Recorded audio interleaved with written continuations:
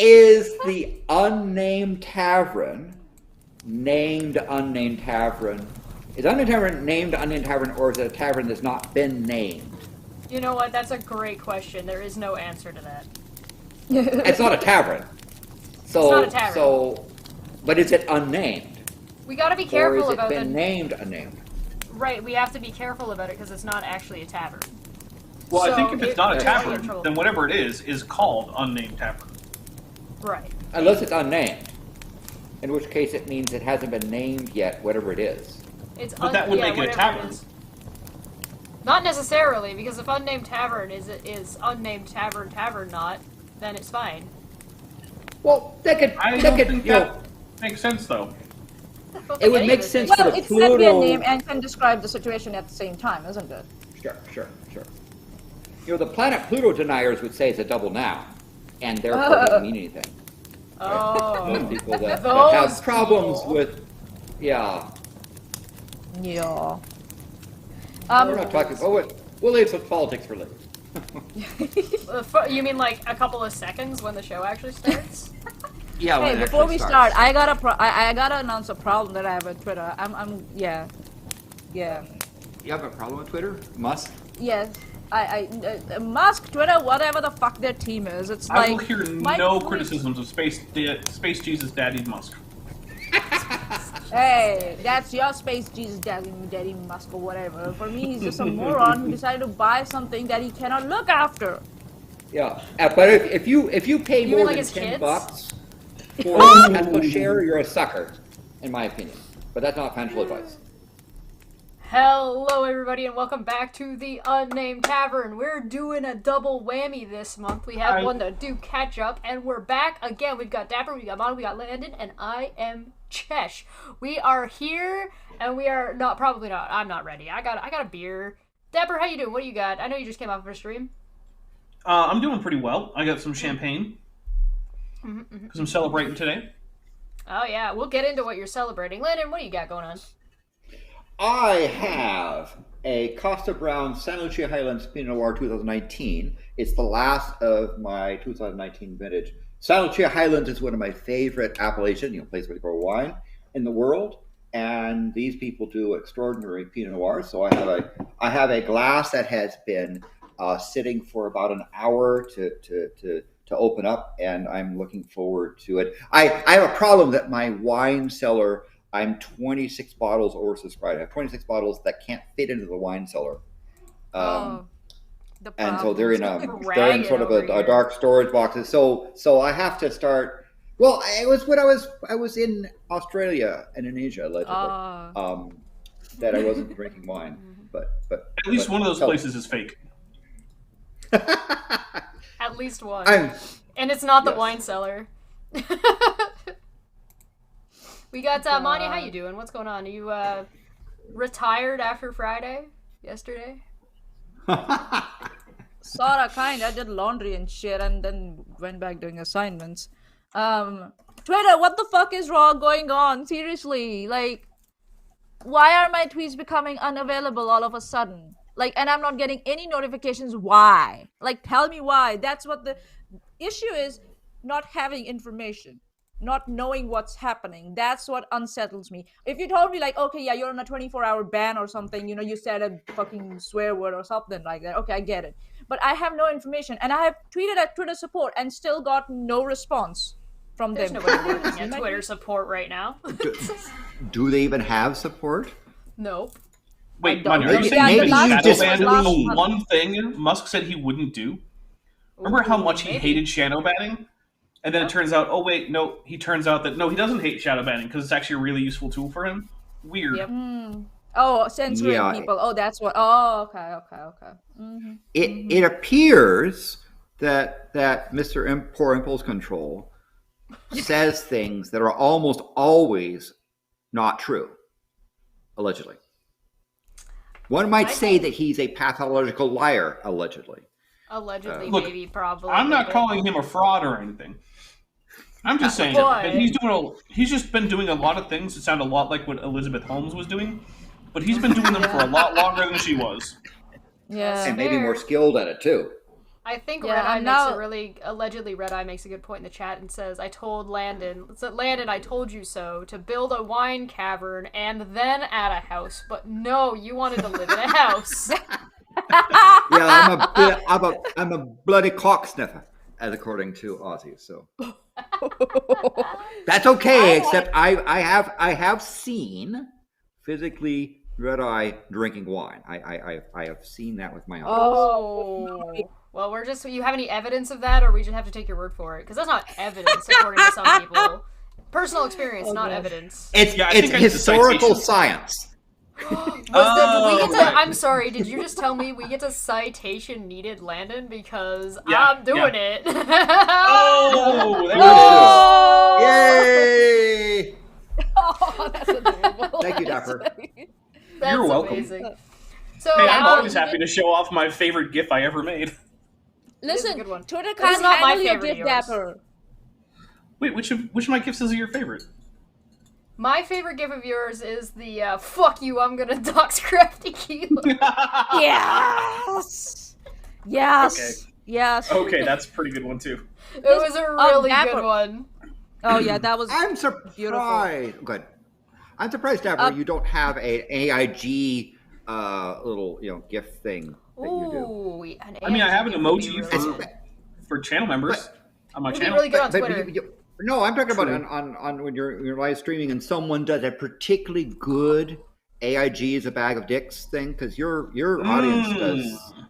Oh, by they're the way. really So Straight up, yeah. someone, if not just they say AIG is a bag of, but I mean if they do it with an impressive thing. Yeah. There should be some sort of. I also Okay, really I'll want to think. get Yeah, maybe. if I make this, Dapper, let me know if you want it, because I want to make like a green screened, just like one singular like party cracker that just like the sound effect. So if you want one, might. let me know, because I think I'm gonna be making one of those over the weekend. You can like animate it. God no, that's way too much work. I'm just gonna go like find some crap and I'm just gonna.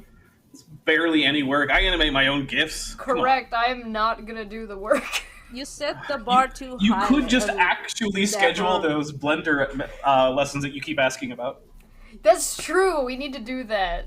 Okay. Yeah. Actually, This Maanyaa, woman you has had asked me for something- Blender lessons like 4 or 5 times, never actually shows up.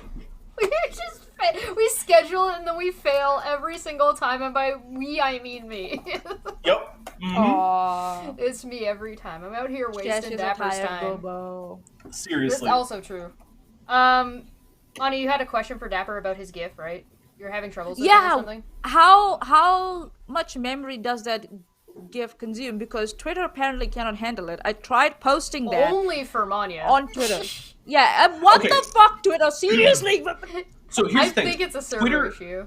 Twitter has been having trouble with GIFs, Yep. like site-wide for weeks. Yep. So, yeah. That was probably that. I have no problems with Twitter because after I left Should I it, use I a have not VPN used then? it. Landon's got a big brain. I'll use a Just VPN. stop using Twitter, and your Twitter problems will go away. The thing is that, Landon, though, but how are you going to garner audiences then? Right? If you stop You move using to Twitter, another site. I will basically. Facebook, I will make use of a social media manager who will orchestrate multi-platform thingies to occur. thingies. I like that. We need to get People looking at Wolf me? to be a real thing. Yeah. Wolf from The Office. Yep. You send something to Wolf, and it sends it to all your social media and also faxes it. Nice.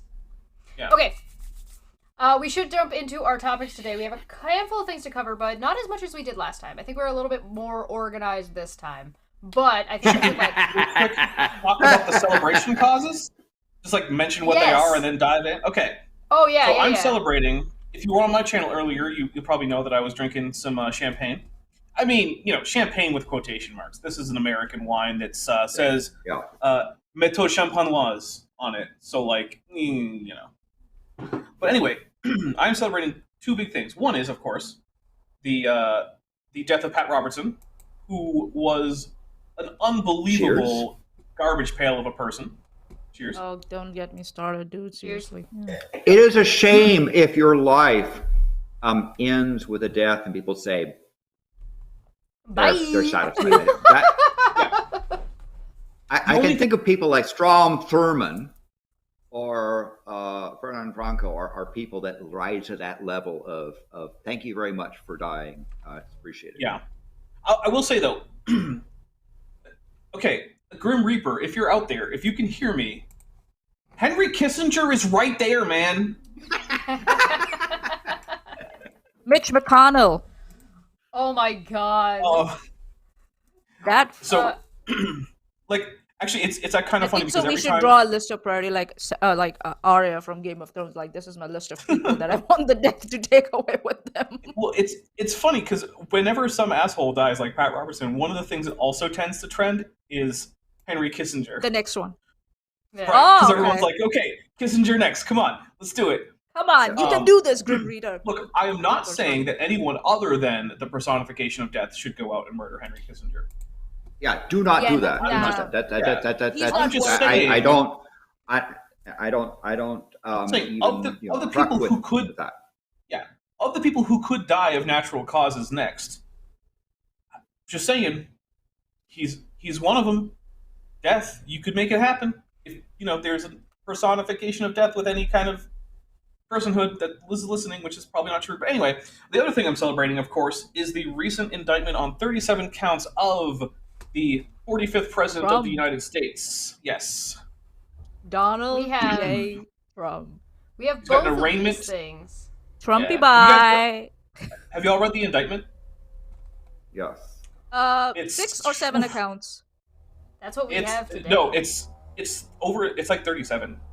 Yeah. 6 or 7 was an early rumor. Yeah, it's 37. Yeah. No, to be fair, almost all of them are just repeat counts of mishandling classified material, basically, right? Oh my fucking lord!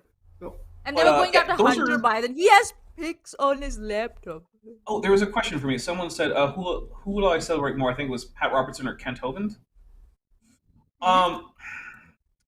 So that's actually a really good question because I don't know. I mean, on the one hand, Pat Robertson probably reached, he definitely reached a much wider audience than Kent Hovind. So his disgustingness impacted way more people. On the other hand, I mean, he wasn't harboring pedophiles that I know of. He didn't have an actual literal body count to his name that I know of. I don't know of him physically and emotionally abusing his spouses or children. So, like Kent Hovind is like concentrated evil, and Pat Robertson is like distributed evil. And I'm not sure which one is worse. So, like, I don't know. I used to think that I would not celebrate Kent Hovind's death, but basically that was before any of us knew as much as we know now. And now I'm just like, no, that guy can drop off a cliff, and it'll make the world a better place. There are some people in the world that you think that the world will be a better place if they are not in the world, and then you're like, then you feel guilty because you're like, am I thinking about someone getting zeroed off this planet? And then you're like, then you don't want to express it because you're like, but there are some things that you have to express. Like, there's certain people who don't deserve to live on this planet. They don't deserve this planet, nor the people, There's something to be said about, like, the guy is already dead, and so you having feelings about that are valid. And you thinking about that is valid as long as you're not taking actions to harm people, you're in the clear. And as long as you're not trying to do, like, taking actions to incite other people to harm people, you're in the clear. So let me be very clear that I do not, I don't condone people killing other people. Nor do I condone this notion of don't speak ill of the dead, right? I think one of the things that Pat Robinson could do best is to stay dead. I think he's got that covered. There's a good chance of that happening. Remains. But there are certain people whose harm and destruction just continued. And even Pat Robertson from behind the scenes did a lot of terrible things up to his last days. So the fact that he dies means that he himself will not be a catalyst for those sorts of terrible things, which is why I think it's good that he's dead and has remained dead. Just like I'm really pleased that Strom Thurmond continues to be dead. It's one of those things where there's a healthy way and then there's a toxic way, and it's just a matter of like navigating that. So real quick, I want to address what Roden No Last Name said with the Unabomber also dead today, which he did. And here's the thing. I don't feel bad about that, right? But I'm not really celebrating it. Here's the reason.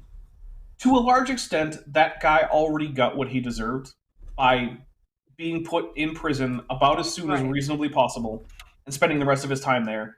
And I think that's appropriate. Now, I'm not a big fan of the U.S.'s prison system as a whole. I think that for the most part, way too many people are in it. It's way too easy to get into it. Once you're in it, it's way too hard to actually extricate yourself from just a treadmill of going back. However, there are some people who I do think it's appropriate to lock away for good. He's one of them. But since it did happen, at that point, I'm like, all right, I'm done making him a part of like my emotional life. Yeah, he died, that's the healthy thing to do. Whatever. Yeah, he's not having an effect anymore, which is the whole point of putting someone away. Whereas Pat Robertson, I don't think that anything he did should have had him put in prison, because I don't think that you should go to prison for being an insufferable asshole. But he was actively trying to harm people his entire life, and now that's done, and that's a good thing. Well, so that's why his death, I think, is that him. Let me be careful. His being dead is a good thing because it means he is not a catalyst for more harm. Right. Now, the case of the Unabomber, he was in prison, so his ability to do stuff is limited. So, just in honor of this, I do have a list here that was put together by somebody who goes by Mace Windu, which is pretty funny, in my opinion. That they put together a quick little thread about some of, like, Pat Robinson's classics. So it's kind of like a greatest hits, but of awful. So I figured we could do a quick little go through, because it's not too long. So Let's go, said baby. He was a super villain among Christian conservatives. If you think the ones you know about are unhinged, this motherfucker was on another level. He called Hinduism and Islam demonic and satanic. And here's the which is weird, given that Satan isn't part of Hinduism at all. And if you ask most Muslims what they think about, like, you know, a shaitan, they're not usually big fans. A shaitan, a jinn, a shaitan, Shaitan, They're usually anti. Mm-hmm. Yeah. He talked with Jerry Falwell, of course, shortly after 9/11 and blamed the terrorist attacks on the pagans and abortionists and the feminists and the gays and the lesbians. I had no idea that we had so much power. God damn it, we're starting forest fires, and now this? Oh my fucking lord. What I'm getting from this is that Osama bin Laden apparently was very different than he was actually portrayed, because apparently he was actually a pagan, feminist, gay, lesbian, abortionist, instead of, you know, like a far right-wing Islamist, which is what everyone else seemed to think he was. Weird. Including himself. I wonder if his multiple wives knew what a feminist he was. He implied that Hurricane Katrina, which killed over 1,800 people, was God's punishment for abortion, which we will, of course, go ahead and play, but give me one moment to pull that up. So if you guys have something to say about that. Fun fact. Between the banning of abortion in the United States and its legalization with the Roe v. Wade decision, there actually were no hurricanes that hit the United States. Oh, really? No, actually, as it turns out, that's not true at all. Oh, what? No, you lied to me? Yes. You lie! You lie! How dare you? How dare I turn this not a tavern into a house of lies? Unborn children. We have killed over 40 million unborn babies in America. I was reading yesterday a book that was very interesting about what God has to say in the Old Testament about those who shed innocent blood. And he used the term that those who do this, the land will vomit you out. You look at your book, you look at the book of Leviticus and see what it says there. And this hold on, author, this pause said for a will second. vomit out means you're not... Because if we're going to Why look at what the doesn't Bible God says, take his own advice and vomit himself out, given all of the... But if we're going to look at what the Bible says about killing unborn children, right? Interestingly, it is treated as a property crime if someone strikes a pregnant woman and she loses the baby. Now, if someone strikes a pregnant woman and she dies, now it's treated as a actual case of murder, and the death penalty is called for. But interestingly, if she just loses a baby, he has to pay a fine, the same as if he goes around and kills your horse or your ox. So while the Bible does say, hey, you can't just go around punching pregnant women in the stomach or something, which, okay, yeah, you shouldn't do that. That's all, regardless of the Bible, bad thing to do. But it does not treat that as murder. Now, it does not really have anything to say about elective abortion. And yes, I know about the little potion to see if your wife has been unfaithful. The point of the potion is not to cause an abortion, even if it would be, according to text, one of the effects of it if your wife were pregnant, which, not a guarantee. But, it doesn't actually have anything to say about, hey, this person is pregnant and wants to stop that pregnancy. It doesn't even address that. Elective abortions are not in there. Medical necessity abortions, not in there. The only time it talks about the intentional killing of an unborn child, it's by someone attacking a pregnant woman, and the penalty is the same kind of penalty that you get for property crime. Isn't there another verse where if a husband finds out that his wife is going to give birth to, has committed adultery, and the child in her womb is a result of that, then he has the right to terminate that child, right? That's the potion one. So there's the idea that if a man suspects his wife of adultery, suspects, right, he can, he'll bring her in front of the priest, and the priest will create this option DNA testing and have her drink it, and then if she has been unfaithful, according to this bit of the Bible, how convenient. Basically, so it's a little unclear. It says her thigh will wither. Now, most people interpret that as saying that, basically her womb will, something bad will happen to her uterus, essentially, which would kill any baby there. And that if she wasn't unfaithful, then she'll just be fine. Now, the thing is that this is supposed to happen regardless of whether or not there's a pregnancy. So if we were to pretend that this would work, it doesn't matter if she's pregnant. It just matters if she's been fooling around. And if yes, then she'll have whatever this bad thing is, which is a little unclear in the text, happen. And if not, she won't. Now, if she's pregnant at the time, and the interpretation that this is about the uterus is true, then yes, that would cause an abortion. But it's also not a prescription about, this is how you go abort your wife's unfaithful baby. It's a tacit this is a thing that you are allowed to do if you're unfaithful, but also this is a thing you are allowed to do and a thing that you have. So realistically, it's much you have more access about, to. Yeah, it's much more about marital fidelity than it is about the life of the fetus that may or may not be there. Yeah, because it's inconsequential to the sin part of the scenario. Exactly. All right, I'm going to hit play on this. We got halfway through. I'm actually pretty impressed that we got 30 seconds into this 1 minute and 16-second clip before we had to pause it. Before we had to tell Pat Robertson what the Bible actually says. Oh, imagine that. Not able to defend yourself, but have we found that we are unable somehow to defend ourselves against some of the attacks that are coming against us, either by terrorists or now by natural disaster? Could they be connected in some way? And he goes down the list of the things that God says will cause a nation to lose its possession and to be vomited out. And the amazing thing... Could one of those things be false prophets? Yeah, dude. Also, I love the idea that we're going to defend ourselves against a hurricane. We're going to shoot a hurricane? What are you going to do? Shoot the hurricane! Shoot it with your guns! I'm going to raise the cross and say, away with you! We did have a president who seriously suggested nuking hurricanes, as if that would help.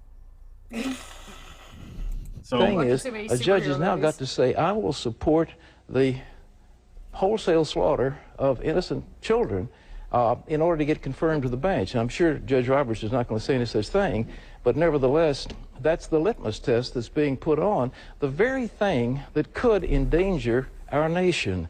And it's very interesting. Read the Bible. Read Leviticus. See what it says. Yeah, we did do. I want to point out that not that long after Roe v. Wade was overturned at the Supreme Court in the United States, basically, like 2/3 of the continental United States was engulfed in smoke. Yep. Just saying. Maybe that's what it is. Maybe this natural disaster is that God is preventing Canada from fighting forest fires because the U.S. isn't doing enough abortions. Oh, we heard that that's actually because of the women's. Yeah, the women. Women firefighters. They're not doing their job properly, apparently, for some reason. Well, it's because if you're a woman, then you're not big and strong, and you can't carry the fire hose, so you can't put out a forest fire. With all the hydrants that are in the forest.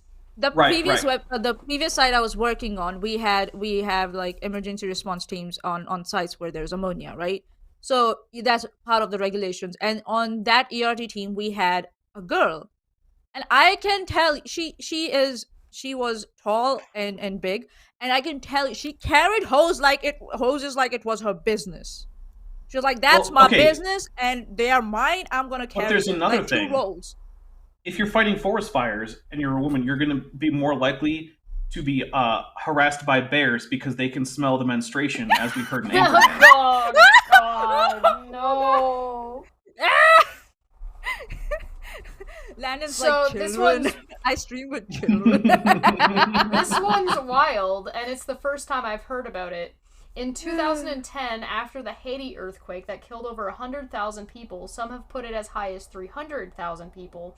He said that Haiti's founders brought the earthquake on themselves because they declared independence from France. How dare those slaves rebel against their slave owners? God. What a take. So they're gonna get a natural disaster in response. Oh yeah, God's like, if you're not the Christians, you're not for anyone, therefore be gone. Like, that sounds like a jealous ex or something like that. I want to point out, in case anyone doesn't know, the Haitian Revolution was in fact one of the only long-term successful slave revolts in all of history. Basically, the slaves in Haiti were like, you know what, screw it, we're taking over.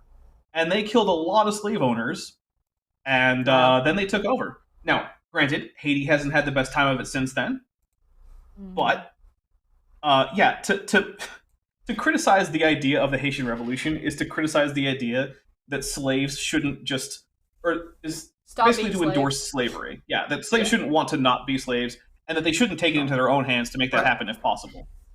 Which is just the Bible. The Bible certainly has very significant texts that those who promote slavery used, and it certainly the Bible endorses sit slavery there and condemn slavery. It's one of the reasons why I find that book to be disgusting. The best you can argue for the Bible is that it would not fully approve of the slavery practiced in the Americas as a result of the Atlantic slave trade, which is true, but it would also endorse something that is not really all that much better. Basically, it would just say that's sort of like saying, okay, as long as if you're abusing someone, as long as you do it with a smile and you pray over it, you can mitigate that. No, I understand. Basically, the only big change that taking like the slavery codes of the Bible literally would make to American slavery, and by American I just mean the Americas broadly, would basically be that it would be a crime to outright murder your slave. But basically, that's it. That's the only significant change that would occur if you were to take those biblical slavery laws very literally. Okay. Which I'm not going to say that wouldn't be slightly better, but I'm also not going to say that like, oh hey, you made slavery slightly less shitty, as if that's some kind of great accomplishment. Good job, asshole. After the Wisconsin Sikh shooting that killed 7 people, he blamed it on atheists and people who hate God. The shooter was a white supremacist with ties to neo-Nazis. And He said that in the 2017 Las Vegas shooting, which was caused by NFL players taking a knee before games and disrespecting President Donald Trump. Oh my fucking Lord! There's a time I have to say this. There's a time, you know, I get it. Like, you want to respect your elders and shit. No offense to them. Okay. Sorry. I have to say, but there's a time at which you have to draw the line and say, listen, I think you lost your mind. I think you need to go to the you need to relax. You need to retire, man. You know, and when people like this guy start making such statements, you really gotta start thinking, like, is he even sane anymore, right? Okay, you don't want to think for the sake of like his like well-being. Think about the business he's running. He's going to destroy that business with this attitude. Let's not pretend that this guy doesn't run a business. He's a televangelist. Like, it was absolutely business-driven. Yeah. That's never taxed for some reason. Claimed that critical race theory gave people of color the whip handle over white people. Yeah. Hey, fun fact, everybody. You can criticize things without, making yourself sound like a horrible, horrible racist, even if you are. You don't have to make it very obvious like this. You could just not. When a man called into his shitty show asking what he should do about his wife who was not respecting him, Pat Robertson told him that his wife was a rebellious child who wouldn't submit to any authority. He jokingly suggested that he move to Saudi Arabia where he could beat her. My wife has become Are you ready? No. Too bad. My wife has become a real problem. She has no respect for me as the head of the house. She insults me. I wonder why. She even went as far as stretching her hand to beat me. I've lost my self-confidence. Her words hurt so much, and she refuses to talk through our problems. Please tell me what I can do. Well, you could become a Muslim, then you could beat her. But in lieu of that... You don't want to go to Saudi Arabia? No. I think this guy's got to stand up. Clearly, what he's doing here is he's attempting to land a joke that didn't land, right? But it also sort of says that his sarcasm. I mean, he is certainly portraying prejudice. Although sadly, there are a number of followers of that religion that subscribe to that sort of behavior. And I think it's one of those things. He's trying to land a joke of a topic that I think that shouldn't be joked about. There are ways to joke about things, right? But the problem is that there's one very, very clear way to distinguish when someone is kidding and when somebody isn't, and whether or not something's going to be funny. And it 100%... Hey, get out of my face! Get out of here. It 100% has to do with whether or not you're being malicious. This motherfucker is a malicious piece of shit, and so his jokes aren't funny, and they don't land even to...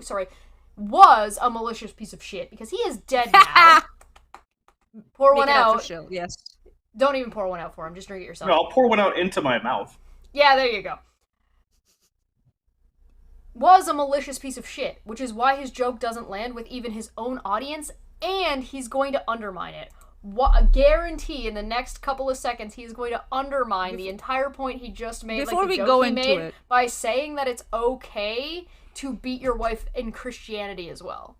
Go ahead, yeah. Before we go for it, like, the thing is that to say it kind of shows what his thinking is, to respond violence with violence, right? If she is like he said, extending her hand to beat him, right? And if she's being physically abusive, then there are ways to tackle with it. First of all, go to the cops, man. If your wife is beating you, that's not okay. Go to the cops. And I was actually expecting this guy to say, like, go to a pastor or someone to have some counseling, not like move to Saudi Arabia. Like, what the fuck is going on in your head? And that's why I'm like, there is a time you have to draw the line and tell a person to retire. Fuck my life. Yeah, fair enough. All right, let's see if my prediction is correct. and he can't let her get away with this stuff. And, you know, I don't know. I don't think we condone wife beating these days, but something's got to be done. What do you do with that? You can't divorce her, according to the scripture. And so I say, move to Saudi Arabia. My wife has become a real... That's going to be like, oh, hey, we're getting rid of polygamy so we can become a state, Utah energy right there. Like, oh, shucks. Darn it, we can't beat our wives anymore. Back in the good old days, we could slap them around something fierce and everyone was okay with it.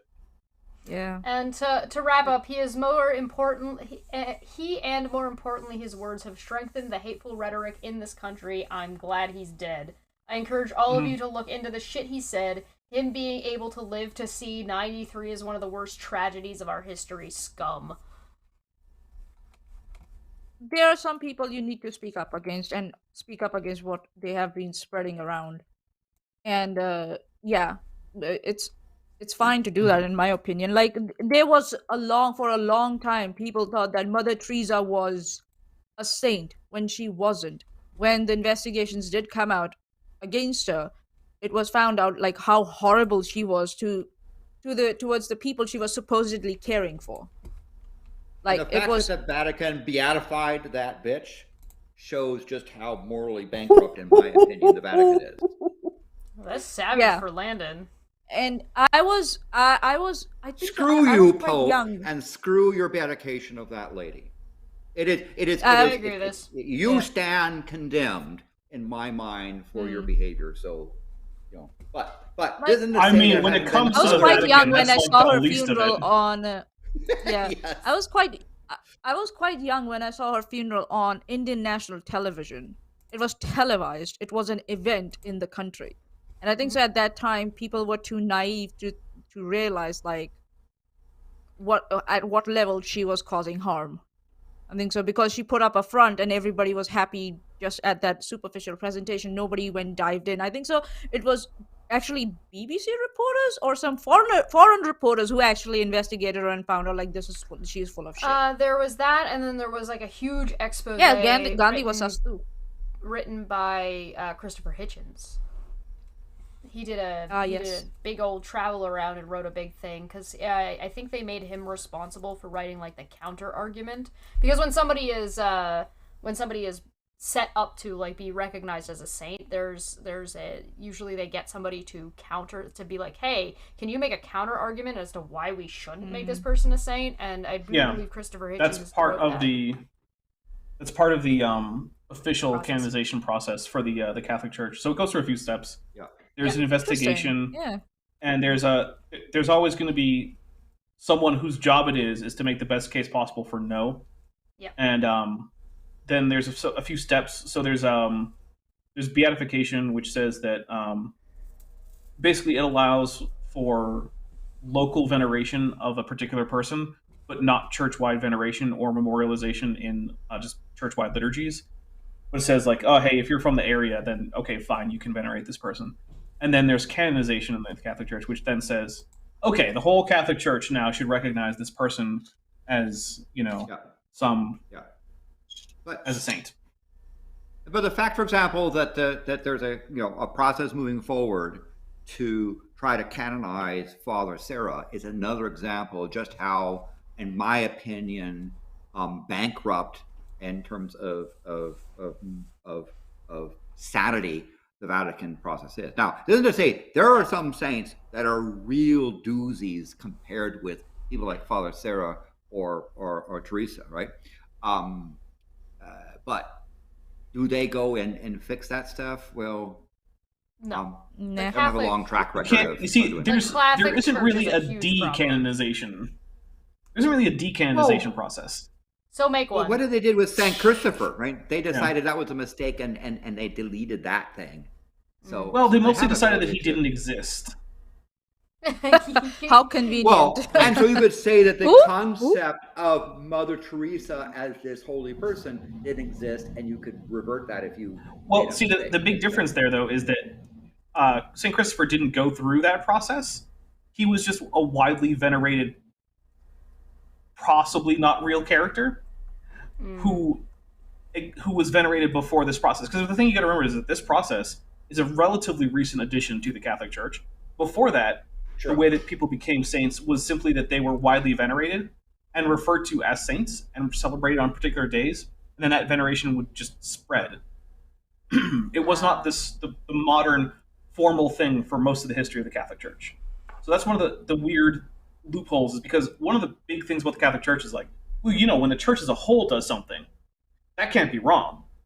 But the church as a whole didn't really canonize St. Christopher. It was just a bunch of people in their various villages venerating some guy who apparently didn't exist. So that wasn't the church doing it, so we can change that. But after this big long process, now I'm not saying that this is a good thing about the Catholic Church. I'm just saying that this is one of the problems with the idea of reforming who gets to be and stay venerated as a saint in the Catholic Church. And as a non-Catholic, all I got to say is, like, maybe y'all should have a better system, but, like, I also don't have any authority to go in and tell them what to do. Sure. And the Vatican lawyers, I mean, there are liturgical lawyers that can spin this stuff to amazing levels of things. That's if you ever heard and listen in on some of those discussions of, they can count the hairs on the heads of alleged angels on the head of alleged pins, and then argue about it.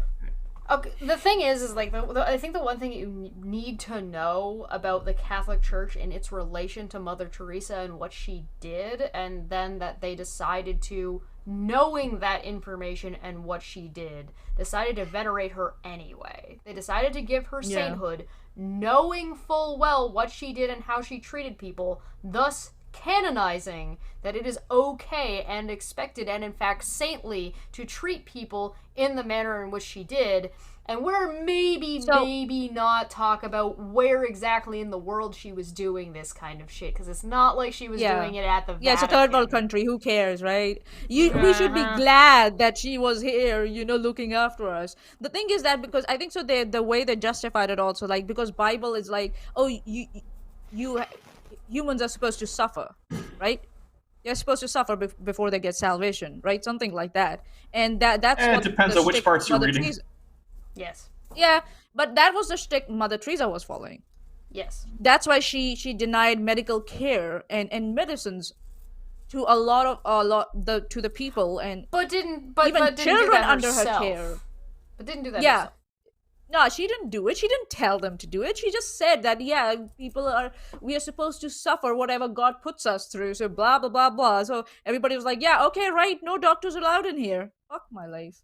Like, so it took a decade to come out of that fucking enchantment. Drinking to the death of awful people. Our next one that Dapper said he was drinking for was specifically Donald Trump and his indictments. So, yes. Who wants to take this one and run? Well, as somebody, I went through significant training in handling of documents, like what was there, and it is one of the things that a training I received did was to explain that ignorance is no excuse, right? You said that if you mishandle documents, there will be consequences, even if it's an accident, because it's not your intent that gets you in trouble; it's the actions you take. So, I can tell you that I still kind of recoil in horror seeing just like that FBI evidence picture with documents on Trump's scattered on the floor, office floor with markings that basically said these are sensitive stuff. These are not trivial things. Even if those folders were empty, the fact that you have there would be a reason why they're displayed empty like that is wrong, and there needs to be consequences for it. Now we know from audio clips that Trump was aware, and people make a big point of it. But the issue is not whether he's aware or not. The issue is what happened, right? Having a bunch of sensitive documents of various classifications in your bathroom with a nice window outside and no document control is a serious violation of itself, right? So we have prima facie evidence that it was known. He's responsible. It doesn't matter what his intent was. What matters is waving around a document is to people that shouldn't even know it existed is in itself a violation that's punishable. Yeah. We know that, for example, Trump was dumb enough to, for example, wave a document in front of the Russian ambassador, who was selected for his photographic memory. And, oh my fucking Lord! It was waved text first, because Trump is going to say, "Look at what a big person I am. See this document?" He holds up there, and the guy looks at it. Mommy, look! Right? The teacher gave me the assignment. We know that this guy is has poor document handling. The issue was stealing documents from the United States, because again, as presidency, the documents are in your presidency are not yours. They're government documents effectively owned by the people and managed by National Archives. So in addition to all this, we seem to have the indictments talks about the fact that he was directing his lawyer to cover up crimes. So the MAGA crowd says, well, Biden, he had a document, blah blah blah, and Pence had a document, blah blah blah, and so forth. Well, the difference is they went and did a search with people who were qualified, had security levels to understand what those documents are, and to identify them, and they didn't turn around and just shred them and shove them in the toilet. We have pictures, as Trump is president, where he would rip a document and flush it in the toilet. There may be a reason why. No, I'm not kidding. He would just sort of sit there and say, he reads on the throne, and he ripped it up and shoves it in the toilet because. Oh my God! Right, you do not. When you work in a company.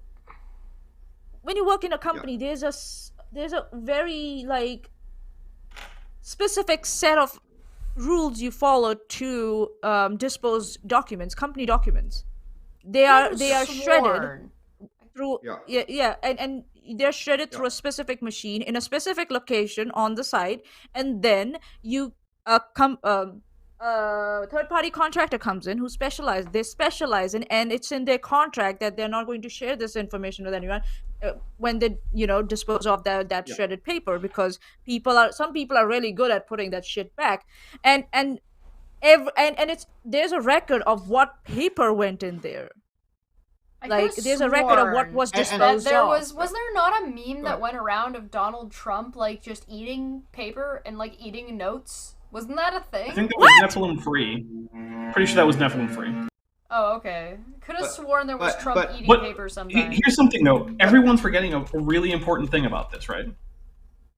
He really kind of wanted those documents. They were to him. They had what is it? Emotional Is it really a crime to take home with you the things that you worked? Well, that other people worked so hard on your behalf when you were president. And sure, I mean, legally you're obligated to hand them over to the National Archives or whatever. Absolutely. It's called theft. It is called theft. Yeah, but... but counterpoint... Counterpoint, he really wanted to keep them. Yeah, well, that's fine. I'm sure thieves that steal from a bank really want that money too. The point is, those guys aren't Trump, though. That's the thing. So Trump kept classified documents in his bathroom, in his bedroom, in his ballroom. What the fuck? He had known spies infiltrating Mar-a-Lago. Could we say that a good description of this whole situation is Bed Bath and Beyond a Reasonable Doubt? Oh, fuck off! No, it has come out. Not the bad path and beyond, dude. Come on. That several, at least two of Trump's prominent lawyers in this case, have resigned. They petitioned the court to leave. They like Kyle's lawyer, who says essentially, I cannot maintain my professional ethics and so forth. I am resigning and request the court to remove him. They didn't actually have to request the court. They actually were able to quit because they had not formally filed a notice of appearance yet. So they didn't even have to ask the court. They just bounced. They weren't technically representing him yet. Trump and his valet, because I assume he had his valet do the heavy lifting, deliberately moved documents to avoid the search. In fact, it appears from reading from the thing that as searches were going on, they had people scurrying around moving documents to different rooms to try to keep them out of it. And at one point, apparently, the people caught some people moving documents from one room to another in an attempt to try and shift it around. Of the 38 separate accounts, one of the things is that he told his attorneys to search for the material and remove any problematic documents before handing them over. To try to have folders which remove documents which are owned by the American government, which are sensitive to classified to highly classified, and so he actively tried to obstruct an investigation, which itself is a crime. And his personal valet, his aide, literally made false statements, knowing apparently they have evidence where they knew the statements were false and refined them to make them sound plausible. And he has incident. They have two incidents where he was showing off highly classified materials to people that are not cleared as a bragging sort of thing, right? Again, it's ego stuff. He apparently has moved his documents to a place called Westminster as another thing to try to keep it there. We still don't know. So the difference between a highly cleared aide of the Vice President, then Vice President Biden, going through documents to make sure there's no mistakes, finding a mistake, reporting it, right? Because if you find there's been a document problem, even if you cause it, the worst thing you could do is cover it up. If you find there's been a document mishandling, you report it right away because they want to know that there's potential and assess the damage. But hiding stuff around and trying to keep from being caught is there. So they found 2020 nuclear document, for example, things relating to nuclear capabilities documents in Trump's home from 2020, right? What? They in fact they had documents when they were moving them, with box so full that the documents were falling out on the floor that had classified stuff there. So this is not a matter of a document was missed that was considered sensitive that someone like Obama or even like Carter or so forth discovered and said, "Hey, a mistake was made." Yeah. This is wholesale theft and wholesale. That's what and that's what I tell my Trump. You'd be in jail for I think there's a good case to say that Trump is a risk, and a risk is he's him a threat. Discussing and bragging about stuff he has or stuff he knows. And I would, as a prosecutor, really consider that he might need to be incarcerated for purpose of remanding to trial rather than let run loose. Yeah. I'll be honest, I think there's essentially zero chance of him facing pre-trial. I agree. He's way too rich for that. I agree, but this is the problem. That's what I tell my colleagues who come to me oh, I made this mistake. How can I cover it up? Correct it without anyone knowing. I'm like, you made a mistake. Okay, we'll find a way to correct it, but you need to report it, because especially stuff around the Privacy Act that we have, we need to make sure that people's health information and injury information is kept private. And it doesn't get released accidentally. If it does, there are ways to bring it back under control. But if you're not going to report it, you're not going to get that help. So if the feds came in to my office and found a highly classified document on the floor, right? I would be in so many trouble. One of the things is, why in the hell is it on your floor in the first place? Why did you take it from its spot? Why do you have it? Why didn't you recognize what it is? It's one thing to say some memo got slipped in between papers of a book and you missed it. Somebody took one of his shits out of the toilet after he ate all the notes and tried to put it back together. Yeah. So if you were caught with a document like that, it's a career-ending move, and potentially you're up for very severe prosecution. Now, I am willing to let the court system go through its process. I'm happy to do that sort of thing. But I have to say, given the material evidence, that charges against Trump are extraordinarily serious. This is not a president forgot about a document thing. This appears to be blatant attempts to cover up an extraordinarily serious crime for which consequences need to be made. I'll let the trial go through it, but it is. I will be very surprised. Underscore how serious a breach of national security this is. Yeah, it will be something like a corrupt judge or something like that if Donald Trump doesn't get charged or gets some sort of like incarceration, like so Landon said. I have somebody in the chat called Ziggs is saying Biden is just as bad, and that both sides go to jail, and then in response to saying how bad Trump is and these charges are, is saying, what did he do? So can I address Ziggs? Can I address? Are you living under a rock? Yes. Hold on, let Landon. So okay. First of all, what you're doing is called whataboutisms, right? When you don't have a case, you say, "What about this other person?" It's like a bank robber saying, Well, what about this other person? They stole stuff from a Walmart. Why aren't you prosecuting them? Right? The fact you do that shows your case is either you're a troll or your case is bankrupt intellectually and legally.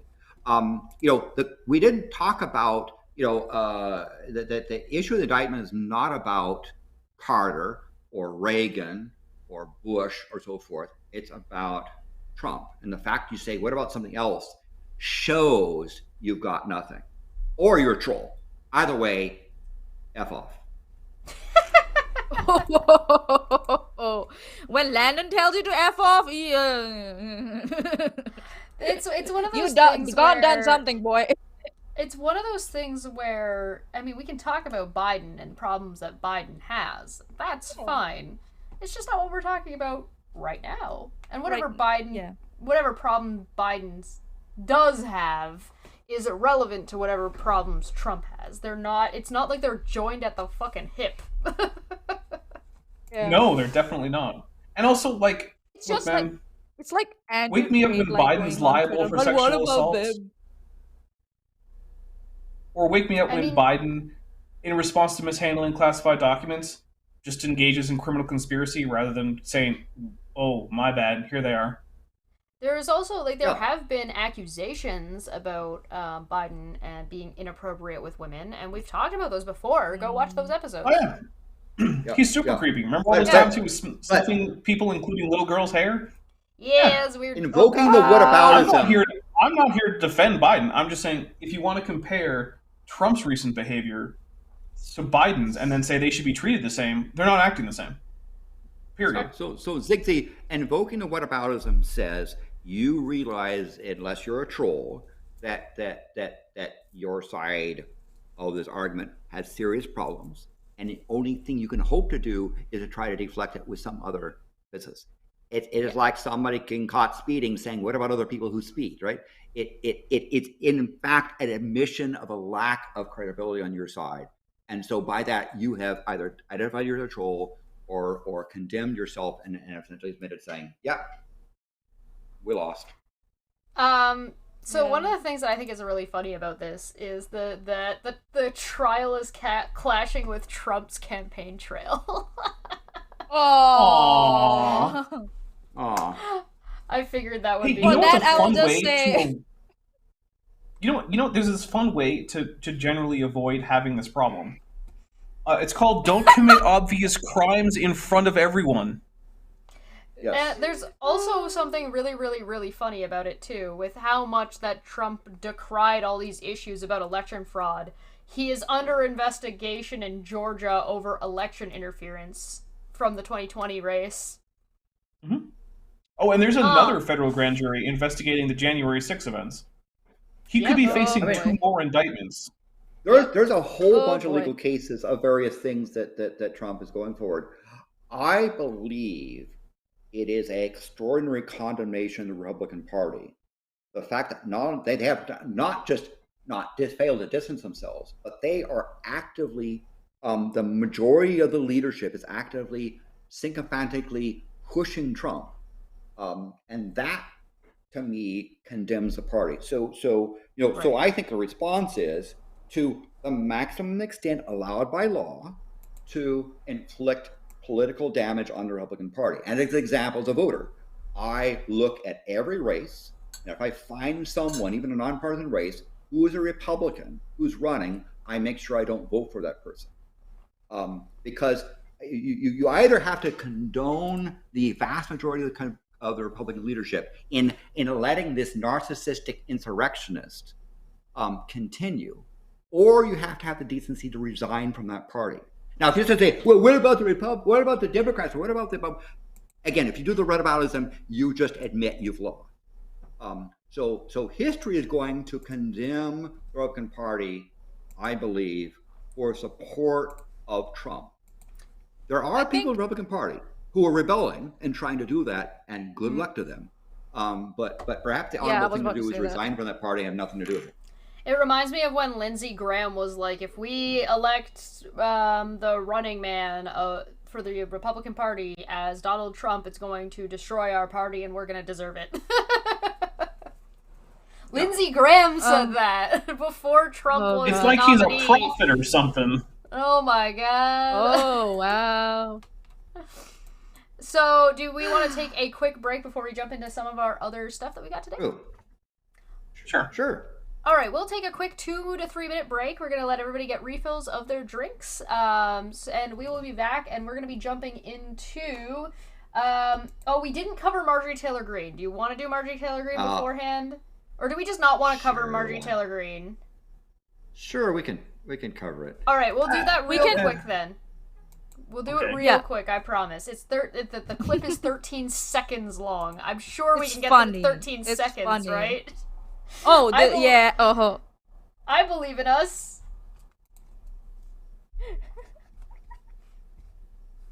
Oh, we got an ad first. Yay! So, for context, this is Marjorie Taylor Greene on Fox News after the indictment. Gambling sucks, by the way. Gambling really sucks, does. and if you're part of the gambling industry, you should be embarrassed. I think gambling is fun amongst your friends. Beyond that is stupid. Yeah. The gambling industry, doing it for Cheetos and laughs, that's fine. Games of chance are different than gambling. Oh, absolutely. Play. Well, I have to tell you, Laura, I feel like we're winning, and we won some today when everyone feels like we're losing, especially with this indictment of President Trump and this document hoax. So she thinks the documents are a hoax? Your design is perfect, and your clients Shut know. up! No one asked. She thinks the documents... Not even Trump is denying that he had the documents. Well, yeah, because he's bragging about them. He can't deny that they exist. Yeah, you can say, I don't think it's appropriate to charge, and you can make an argument for that. And, I mean, I think there aren't any good arguments, but at least it's something that I could see someone holding as their honest position.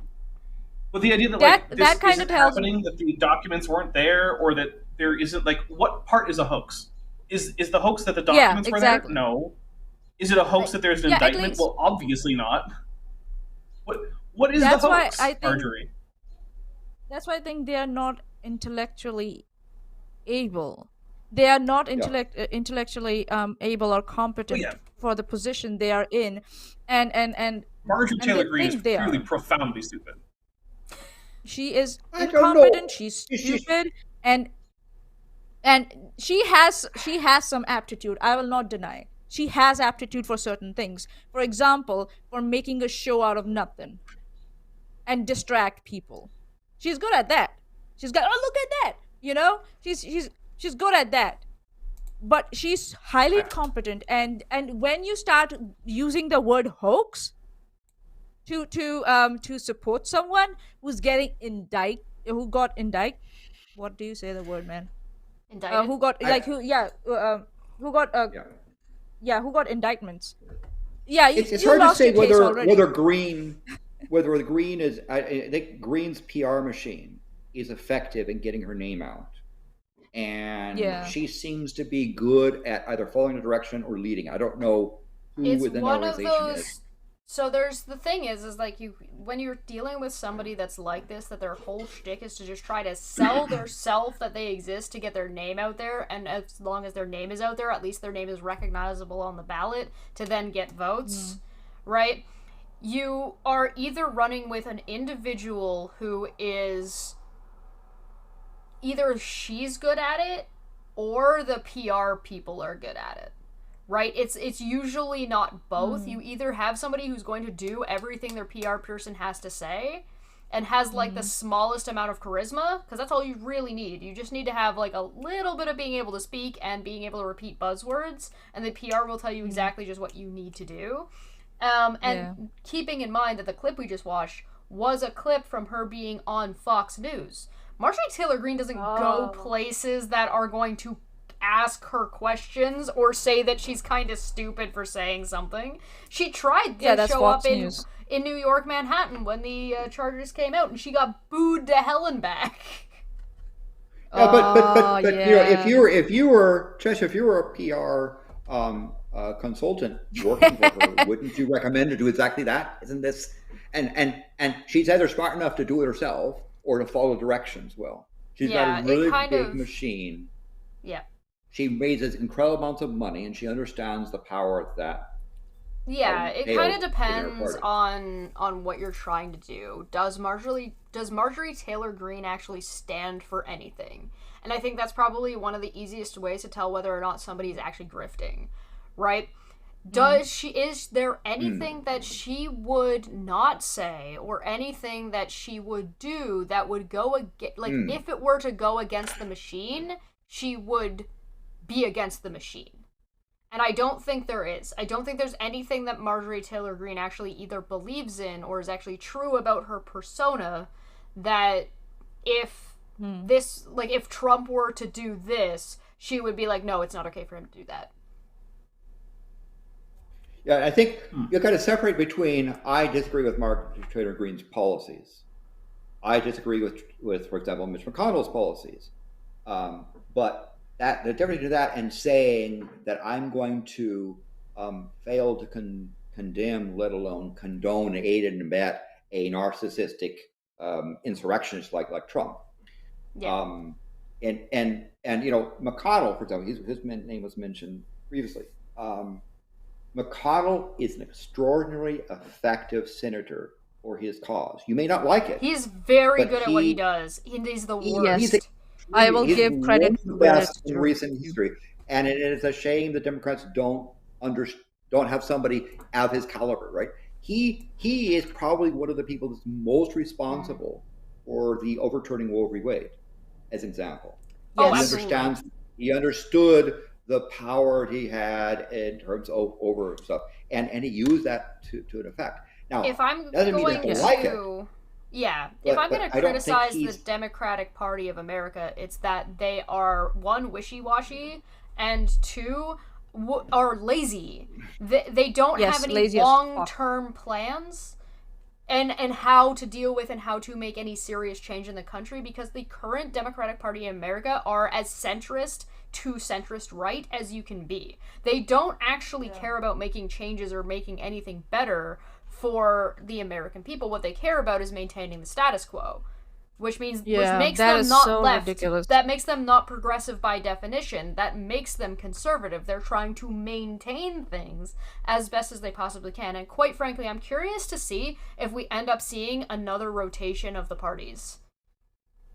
Like in the next 100 to 200 years, if the parties flip again. Yeah, I don't know. It's hard to see. The Republicans are for big government. Just look at the expansion under Trump.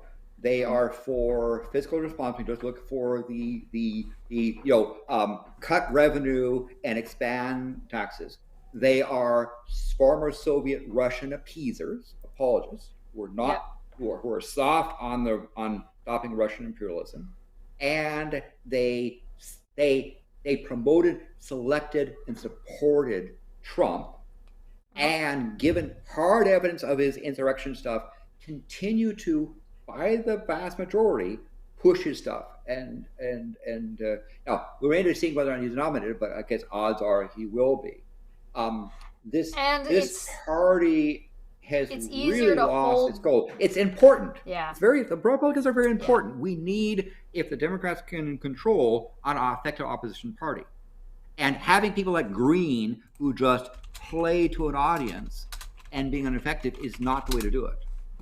And specifically, the Democratic Party will not do anything to codify the things or changes that need to be maintained if they were actually doing what they're saying. So they're going to throw you a couple of $1,000s and then let that get thrown out within the next presidency. They're going to let you have abortions, but they're not going to do anything to codify it to make sure that that can't be changed by Republicans in the future. They don't actually care about doing that. They care about the fight of maintain, and they will slowly lose ground more and more and more and more over time because they have no long-term plan. The goal that they have no goal. That's what Mitch McConnell was about, the long-term goal. And it's a lot easier. This is what I mean when I say that they're lazy. It's a lot easier to take look at the Republican Party and say, vote for us or else that.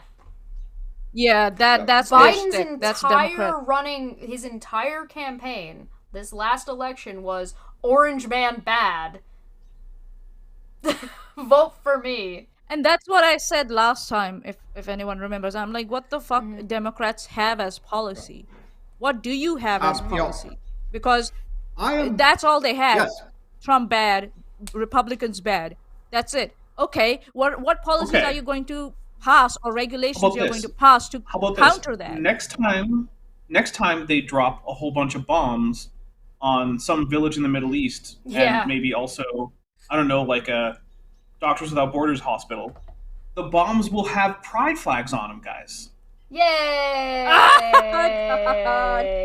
Obama Yemen jokes.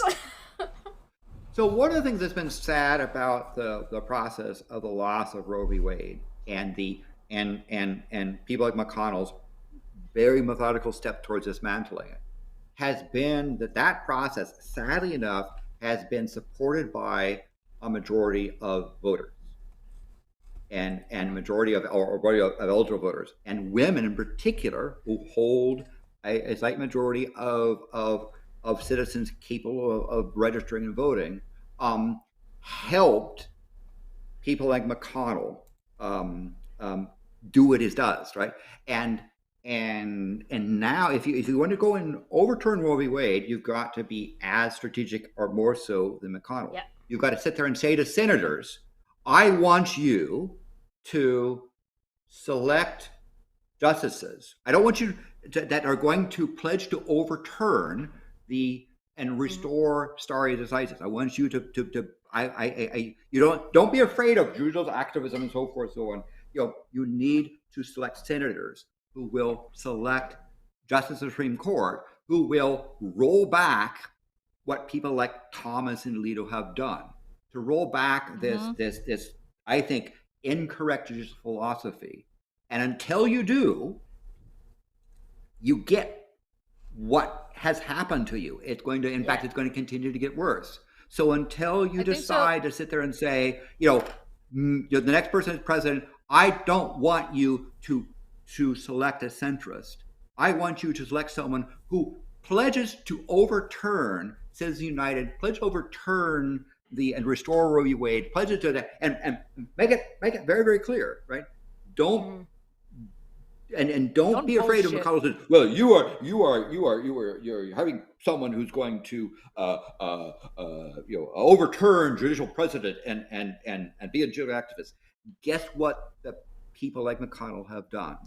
They have turned the court to what it is, and that court is going to continue to do damage to America for some time until oppositions get effective in saying senators are in the personnel business of the Supreme Court. And until you sit there and say, don't nominate somebody who's going to be mildly like, nominate somebody who says, put me on the court, and as soon as we have a majority, we're overturning this stuff and we're returning back to good. And this is what I mean when I say the Democratic Party is lukewarm. They will pretend or say that they'll say what you want to hear, and then they'll vote in corporate interests. And then they'll, I'm going to sign in debt forgiveness as soon as I get into office. And then the debt forgiveness goes through and then gets eventually, and it's not what was promised, and then eventually again gets overturned where now people are starting to owe money back for the stuff that was forgiven with interest from while it was forgiven. It's absolutely absurd. But we should take a break. So that's the thing. Whatever they do is ineffective, and like they need to have balls. They're ineffective because they will not commit to the thing that they say that they're going to do. That's why they're ineffective. Republicans are unabashed. They don't fucking care. They have the audacity. They have all the audacity. This is what we are going to commit to, and we are united in that. And fuck you. We don't care what Democrats think about us. Even the Democratic voters, what they think about us. No. We don't fucking care. We are gonna do what we do. Good point. This is who we are. Democrats are just like knitting fucking socks. We're gonna take a quick break, and then we're gonna jump into. We've got Elon Musk on board. We are on deck. We've got Boris Johnson on deck, and we have California and Texas fighting against Florida on deck. So I'll see you guys. I can't wait to get my brain chip.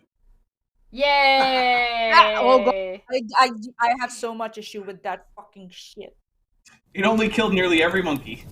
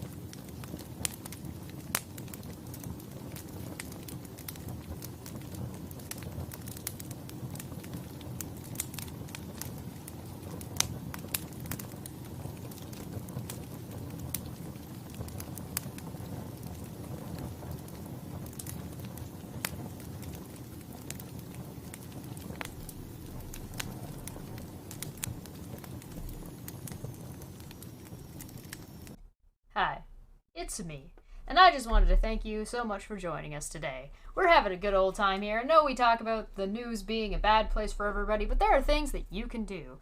Mainly, pay the fuck attention to what the hell is going on around you and your life and your local government.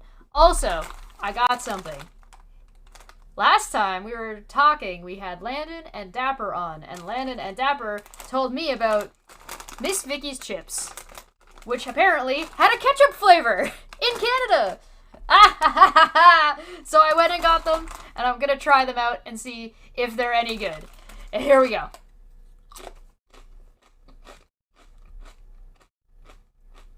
They are kettle chips, so they're very, very crunchy. And I like the crunch. The flavor is a little bit more subtle than you get with, like, your Lay's. Or like you get with your standard ketchup chips. I like them. What's up, guys? Welcome back. So, hello. And of course you can tell it's Canadian because it has French and English mixed on the bag. It's bilingual. Look at that.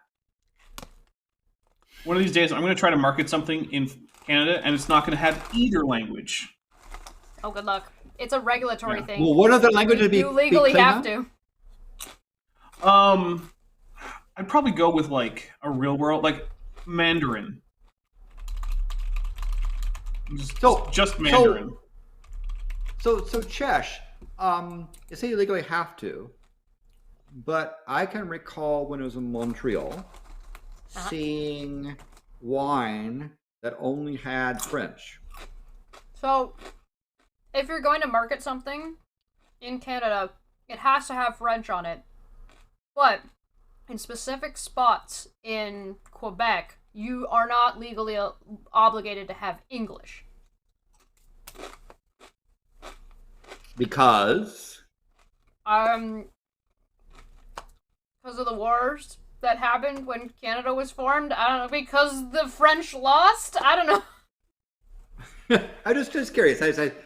So basically, it has to do with it has to do with like the way our country was formed and the way that Quebec kind of has like a specific sort of, I don't want to call it a special privilege, but they're kind of allowed to do things as part of the agreements of becoming Canada, right? So when that province decided to become a province and be part of Canada during all those talks back in the day, they wanted to maintain like a certain degree of sovereignty.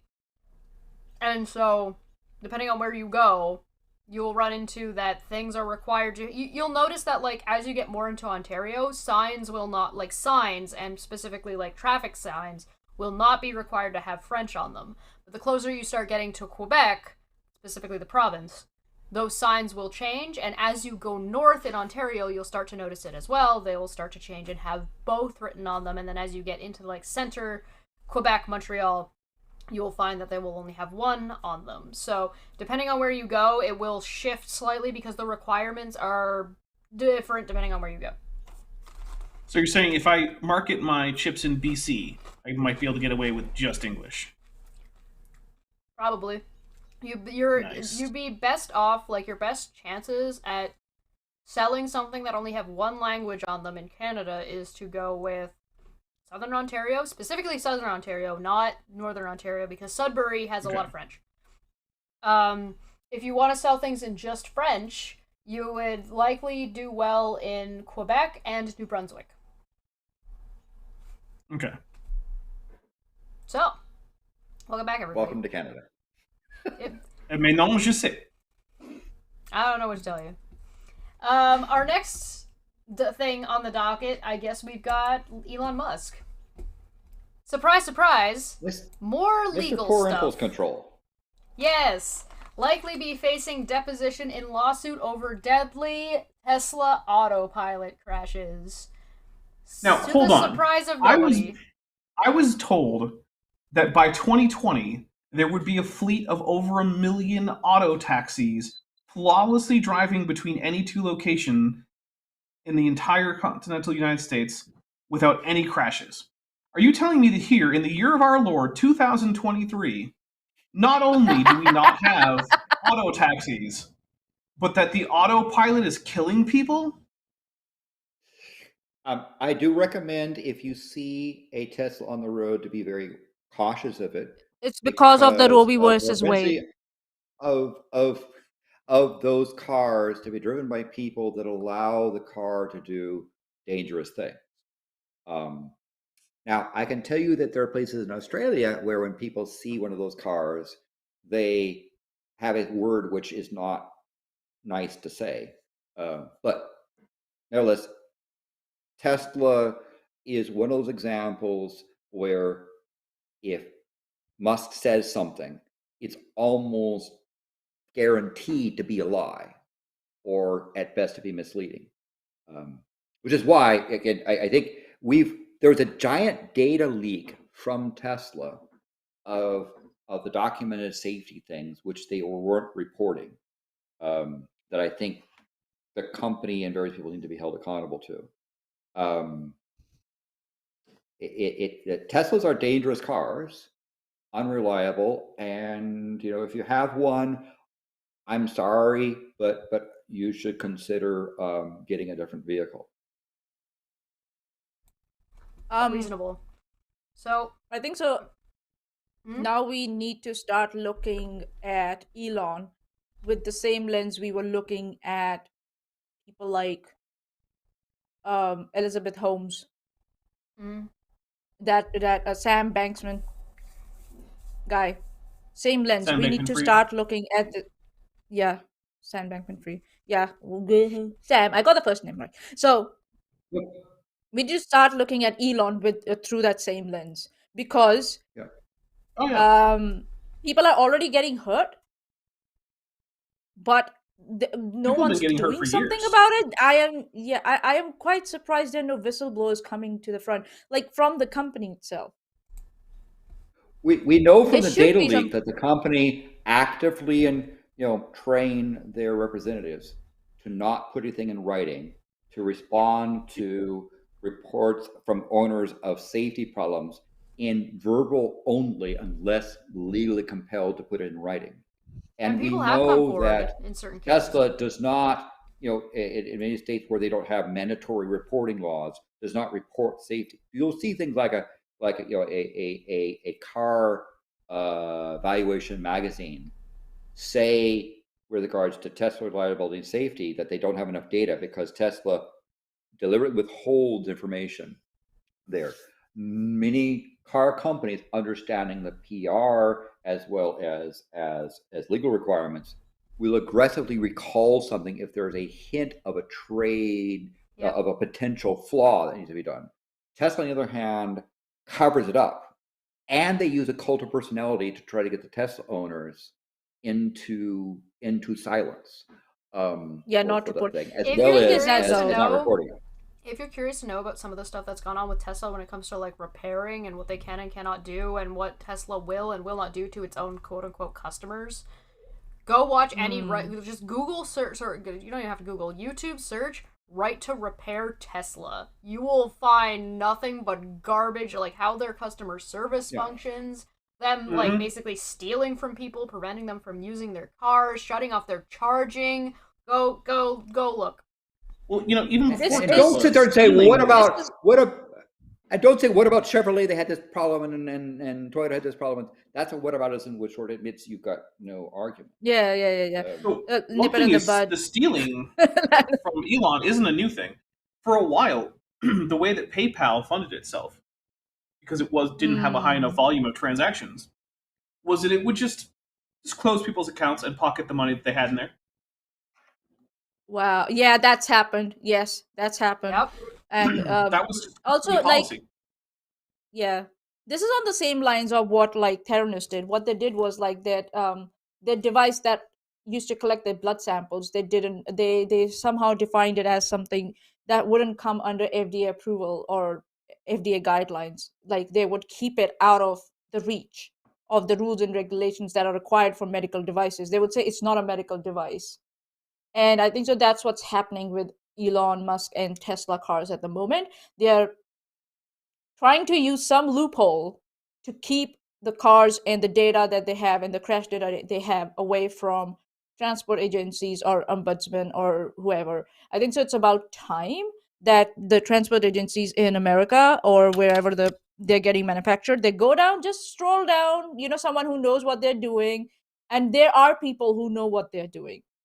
They're like, and go down, stroll down, and have a walk through their manufacturing, facilities. And I think the case, Musk there's a video of him saying to engineers that effectively that Tesla without this autopilot self-driving stuff is a zero value company, and given their safety problems, given their inability to even achieve a realistic level 3 driving system, this is why I personally wouldn't pay, more than $10 a share for Tesla. I'm thinking about for a view of if Tesla went bankrupt and a bankruptcy judge is dissolving the assets, that's probably about as much value as you have out of it.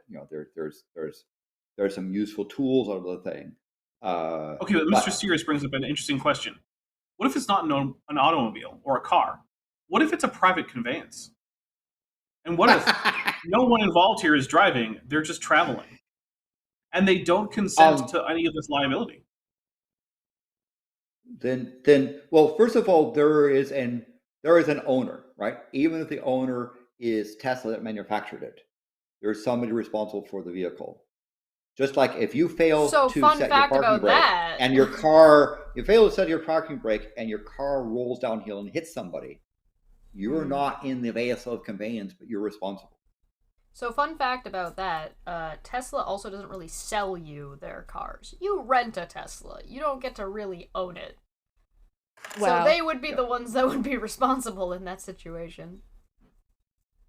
It's one of those, they're trying to have their cake and eat it too, but I'm gonna read this real quick. It says, Elon Musk may have to answer detailed questions regarding a fatal 2018 Tesla crash where autopilot was involved. Judge Everett Pennypacker has ordered Musk to give a 3-hour deposition in a lawsuit over the crash, which killed Apple engineer Walter Huang? I don't know how to pronounce the last name.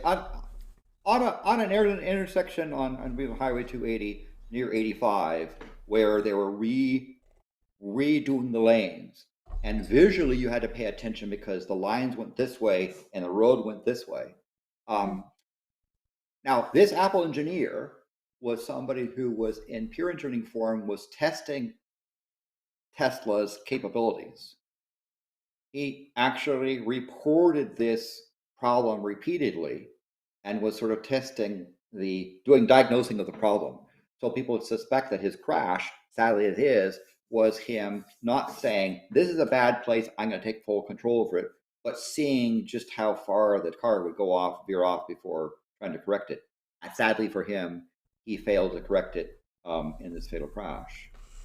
According to what I've seen. I know the intersection, I know that area that it crashed in. I actually even saw the wreck later on as they were doing the wow. He'd been taken away, but that's the scuttlebutt on the Silicon Valley about what this person was doing. I'm sure if there's a trial, some of this will come out. When Walter, go ahead. Oh, so did anyone hear about the initial argument that Musk's lawyers used to try to get out of this deposition? Oh, we haven't gotten that far yet. Oh. Or I didn't know we were getting to that. Sorry. No, go ahead. Chesh, go ahead. No. So they suggested, his lawyer suggested that he shouldn't have to be deposed on his statements in this interview because the interview itself might have been a deepfake. Like an hour-long deepfake from 2016. Yeah. Yeah, right. Super plausible. Right. This is on the same level of it's not like Tate's lawyers saying that he's playing a character. Yeah. And it's not like the news agency or the interviewer didn't do their due diligence and record everything to when they were setting up this interview and won't have emails and documents and shit, or a contract signed. If Elon Musk comes on the scene and talks, this is what is going to happen. Have that. Nah. There was a live audience. There was a live audience. Thousands of people watched it happen in real time with their own 2 eyeballs. Maybe that whole audience was a deepfake too. Who knows? They were all just a CGI crowd. There's plenty of record on there that Musk has promised that they have capabilities that are available today about Tesla auto driving and going from San Francisco to New York with no hands and all this sort of stuff. That this is the capability they have today. He's not going to be very successful in trying to say that one particular piece is deepfake because it is something which is promoted. There's also, like, what my favorite thing that I'm seeing both about Trump and about Elon Musk, it's the same kind of, like, cult of personality situation, it's the same kind of, like, they're in legal trouble situation, and the best argument that people have is incompetency. Elon is too incompetent to be responsible for the company he runs. I mean, that might actually be his best defense, is that he needs, like, a conservatorship because he's clearly unhinged. Right. This is why I say he's poor. He's a Mr. Poor Impulse Control. And that he says things which are often demonstrably false. Whether he believes it or not is a different question. So continue on, Chesh, on what you're yes. talking about. Walter, when his which killed Apple engineer Walter when his Model X plowed into a highway median south of San Francisco. Attorneys for his family want to grill the tech CEO over statements he made about autopilot's capabilities in years before the incident. Most notably, the plaintiffs point to a 2016 Code Conference interview shown below, where Musk maintained that Tesla cars with autopilot could already drive with greater safety than a person. They are also concerned about the 2016 self-driving demo video that engineers testified was staged to show features that weren't ready. The implication, of course, is that Walter was falsely led to believe he could trust his Model X to drive down the highway without being ready to take over. Tesla says that the autopilot was engaged at the time of the crash, but also maintains that Walter ignored 3 car warnings to put his hands back on the steering wheel. The National Transportation Safety Board, or NTSB, says that Walter was playing a phone game at the time. Tesla tried to resist the deposition by claiming that Musk couldn't remember the associated statements, and that his popularity could prompt the creation of AI-based deepfake videos. Pennypacker rejected this argument as a deeply troubling tactic that could effectively shield any well-known person from responsibility for their statements. Now, I would say that rumors about him doing a testing are just rumors and not legal, legal advice or facts. Or statements, yeah. Nevertheless, I think given the safety issues relating to Tesla, I would think that a recall of all Teslas that have some level of driving assist be in order. There's a question in the chat that especially for those people that don't have Teslas and have to drive with those things. Yeah, Dr. Tapioca Weasel says, I mean, I'm not gonna lie, I wouldn't be shocked if Teslas today were safer than human drivers. When was this discussed? The initial accident took place in, I believe, let me double check. I'm pretty sure it said 2018. I'm going to point out one thing. Well, let me finish. Human drivers currently do not spontaneously Let me finish! 18 was the crash. 2016 was the, when Elon Musk made the claim. So, please, go ahead. 2 years before the crash. Yeah, I'm just saying, so far, human drivers don't spontaneously combust. Teslas do. This is also true. No. It is, and I'm sure within their documentation, there is a line that says, you must maintain vigilance at all times, stuff, as a CYA. The issue really is that the Teslas create dangerous situations for other cars. It would be one thing if they just plow in themselves, but they also run into other vehicles. They create hazards. And surely, I'm not being hyperbolic. When I see one of those Teslas that Australians call a C-mobile, I maintain extra vigilance, expecting that vehicle could, under so-called driver assist, do stupid things. And more than just drivers making mistakes. Right. Next on the docket, does anybody have anything else before we move on? Don't buy a Tesla. Do you think? Or don't rent a Tesla. Do you think, yeah. And check out Thunderfoot's latest video about Elon Musk and questions about bankruptcy. It's an interesting video. Yeah, he's predicted that Elon will be bankrupt within 5 years. Yeah, I would believe. Oh that. yeah, that's happening. Sooner. Yeah. Yeah, that's well, within 5 years. Also covers sooner. I mean, if he's bankrupt in 2 years, then that's right. Thunderfoot wins. Yeah. I don't And know how then to taxpayer evaluate the money will 5-year be used to thing. bail him out. Well, and on Yeah. top of it, I also have a video coming out where Elon Musk is basically talking about how he likes to or thinks he should be capable of abusing his workers based on moral principles. It's super fucked up. So, next on the docket we have, ta-da, speaking of drinking about things that have happened, Boris Johnson is retiring. He's given off his resignation. Oh, Yay! interesting. So, from No. my understanding, Good this is a for good thing. him. Yeah, good for him. Technically, so let's Caused a being crisis and then like, technical, okay, and I bye. think Dapper would appreciate this. As a member of parliament, you are not allowed to resign. It is not permitted. You cannot resign. So what happens is they have two particular offices, which are essentially paid offices of the crown, and you get appointed to that thing. So you can leave parliament because there's an election and somebody else gets into your constituency. But you're not allowed to resign. So what Boris Johnson has requested, that he be appointed to this royal commission thing, which makes him ineligible to be a member of parliament, and he is removed from member of parliament. He's no longer prime minister. So he'll have to resign there by virtue of it anyway. So it will be allowed in that exceptional circumstance.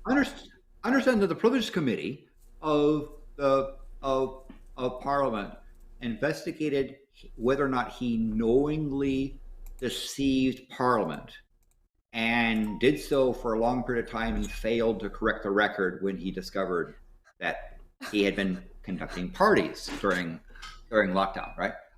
During the so pandemic, there's a witch hunt sort of thing. It's the fact that he's appears to be a privileged twat who gets upset when consequences come into play. So the Privileges Committee gave an investigation. They made an investigation about whether he knowingly lied to Parliament. They gave Johnson the report, and now they're going to report to Parliament. That report, unless the Tories do something really wacky, will come out, even though Johnson has left. If Johnson then says, "Oh, I want to be resigned from Parliament, so please point me to this particular office so I get bounced out," if he turns around in his current constituency of his home that's got a moat around it and decides to run for Parliament again, the report would cause him to be suspended immediately on turning up at a new place, right? So the report follows Johnson.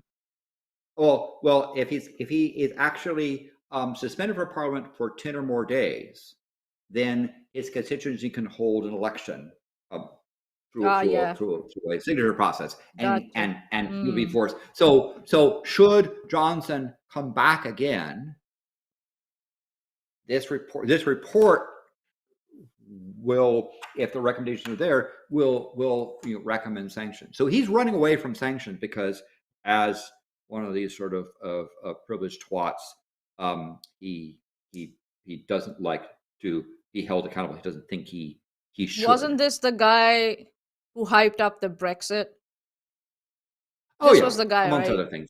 He supported Brexit, and Yeah. I am not good. Like, that's why I'm just like, I want to know if he's like, if these people who make these stupid decisions that are like quite tacitly, evidently, like stupid decisions, when you are like, because there would have been advisors around these people who were like, yeah, Brexit, blah blah blah blah, would have said these are going to be the economic repercussions, geographical repercussions,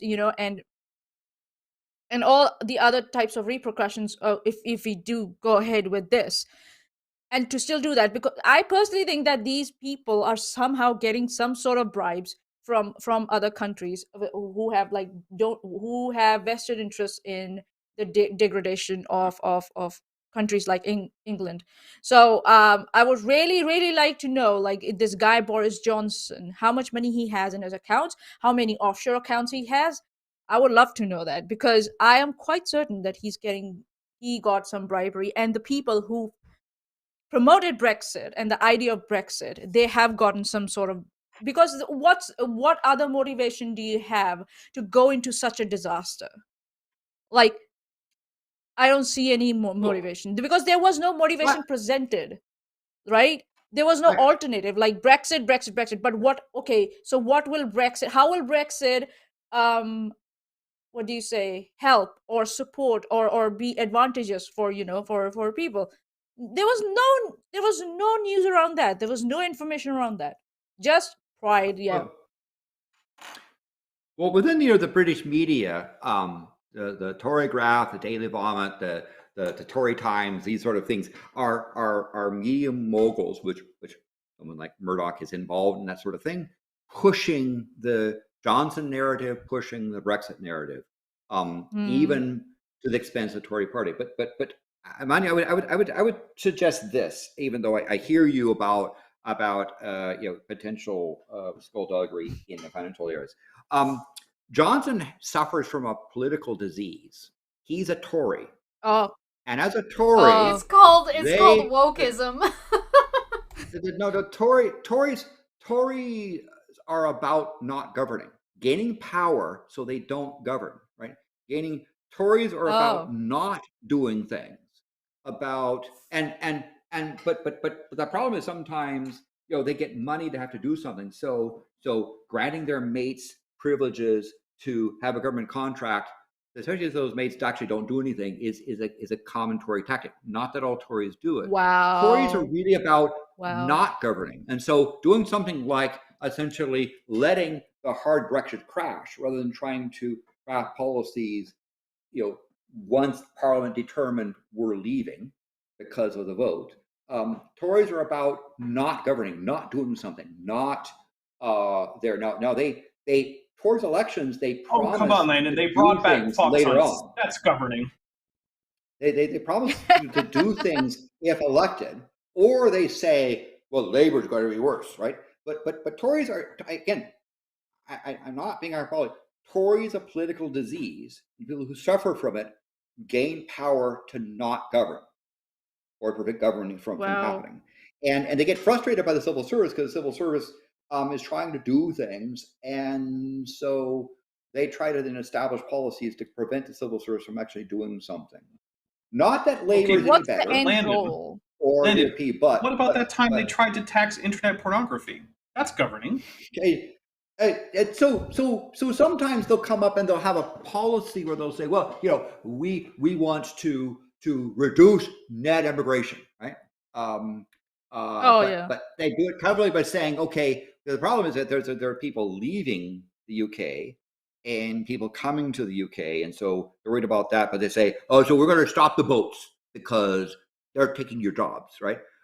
So they will put up policies, but then they tend to not actually implement it because governing takes effort, and Tories are not about governing. They're about going on to a Murdoch show and saying, well, the tradition of the Landon's so sassy today. We must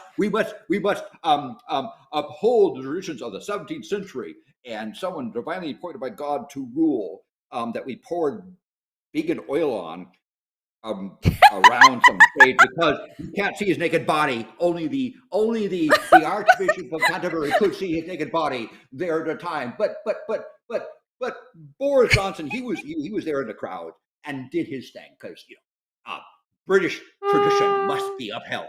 Meanwhile, the Scots sit there and say, "You can shove the coronation up your ass. You can shove the coronation up your ass. You can shove the coronation. You can shove the coronation up your ass or arse." Your ass. Yeah. But Tories are they don't. So unfortunately, they manage to, especially when the main opposition, Labour Party, screws it up bad, get back into power, and then do what they can to not govern. And so the Brexit stuff, if you said, okay, Brexit has to be done, unfortunately, and they did the Article 50 thing and pulled out, the Tories went about not actually implementing policy, not governing, and letting Brexit hard crash. Sad thing is, I suspect that if England begged EU to come back in, EU would be very hesitant to let them back in. Oh yeah. Why should EU want? Why would EU want back in? Like, one, why do you want back in? What's the end goal? And number two, can we trust you that you won't do something like this in the future? right? So It's like yeah. whenever hold that thing over the heads of the EU, you know, that as soon as something doesn't happen their way, they were like, okay, we are out. Yeah. And So if you disrupt had the entire 55% region. that said, you're right, man. If 55% saying let's go back into the EU, it was something. But then when that switches again, they'll be out again. So we're they're more effectively putting that island off the coast of Europe in its place by essentially having it not be capable of being involved in the Brussels process, but subjected to it. Sadly, the people that live in places like England have to suffer. Now, Scotland, if given its rightful independence, can free themselves of these Tory idiots to the most part. But that's something that's not going to happen because Tories are traditionalists. And understand this clown, right? Their orange head person. One of his last acts is to give honors to people like the likes of Rees-Mogg. If there was an upper class twit definition in a dictionary, his picture would be there. I mean, he is this pseudo. His father was a Times editor, and he lives off of that stuff. And he goes, so he likes to use really big words with lots of syllables, often correctly, in order to make him sound posh and authoritative, right? But again, he suffers from a political disease called being a Tory. And I'm sorry if someone's there as a Tory, but silly. You're not that sorry. So they put Johnson in knowing who he was. Johnson was not bashful about his antics when he was mayor of London and so forth. So they willingly put him there, just like the Republicans willingly put in Trump. Right. They knew exactly what he was when they brought him in. So we have one more thing to cover before we do whatever. Get out of here. Get out of here. California and Texas making legal moves against Florida.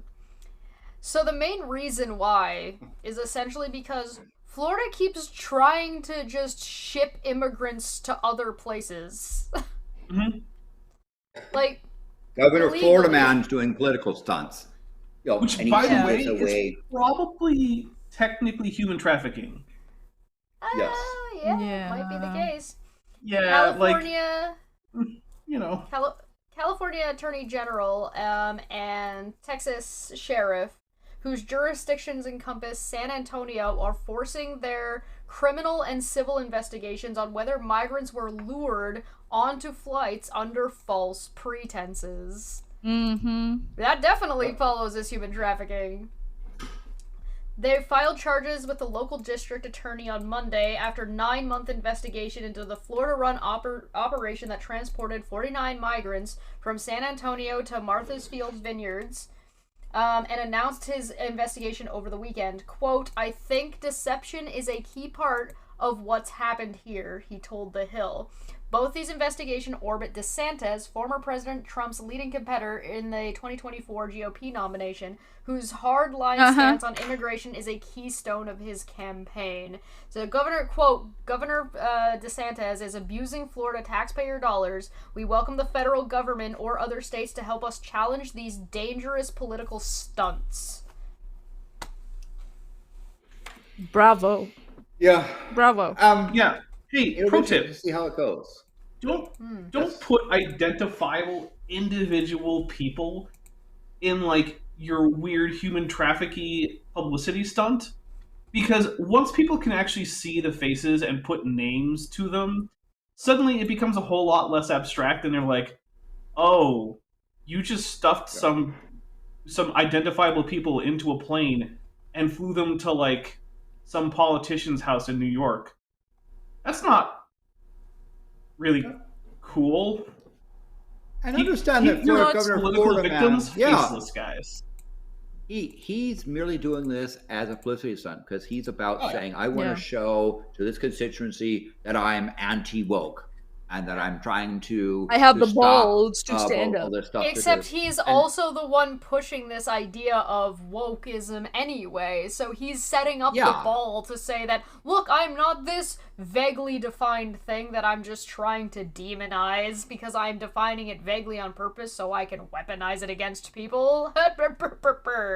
What a martyr and hero I am. But isn't that a good PR stunt, Chesh? Isn't he have a, I mean, if it was, he's not doing it well. There's like ways to go about it. Co-opting terms and co-opting ideas is not new to the Republican Party. It's also not terribly new to any political party. This is a pretty standard way. But there's something called overplaying your cards. You've played more hand than you should have ever put out, and DeSantis absolutely falls under you are trying to play too many different games at once. You're trying to run too many strategies at the same time. Yeah, and it's going to affect him poorly. Like his image is going to get even amongst his constituents who support him, they're like, "What the fuck are you on about?" And the last thing you can do is going into like elections in 2024 is confuse your constituents, because then they will either go by default like what they did last time, or they will go hardly the opposite person. They will like, okay, this guy is confusing me, I'm gonna vote for him. It also the other guy. It goes a little bit further than that, specifically in the current political climate.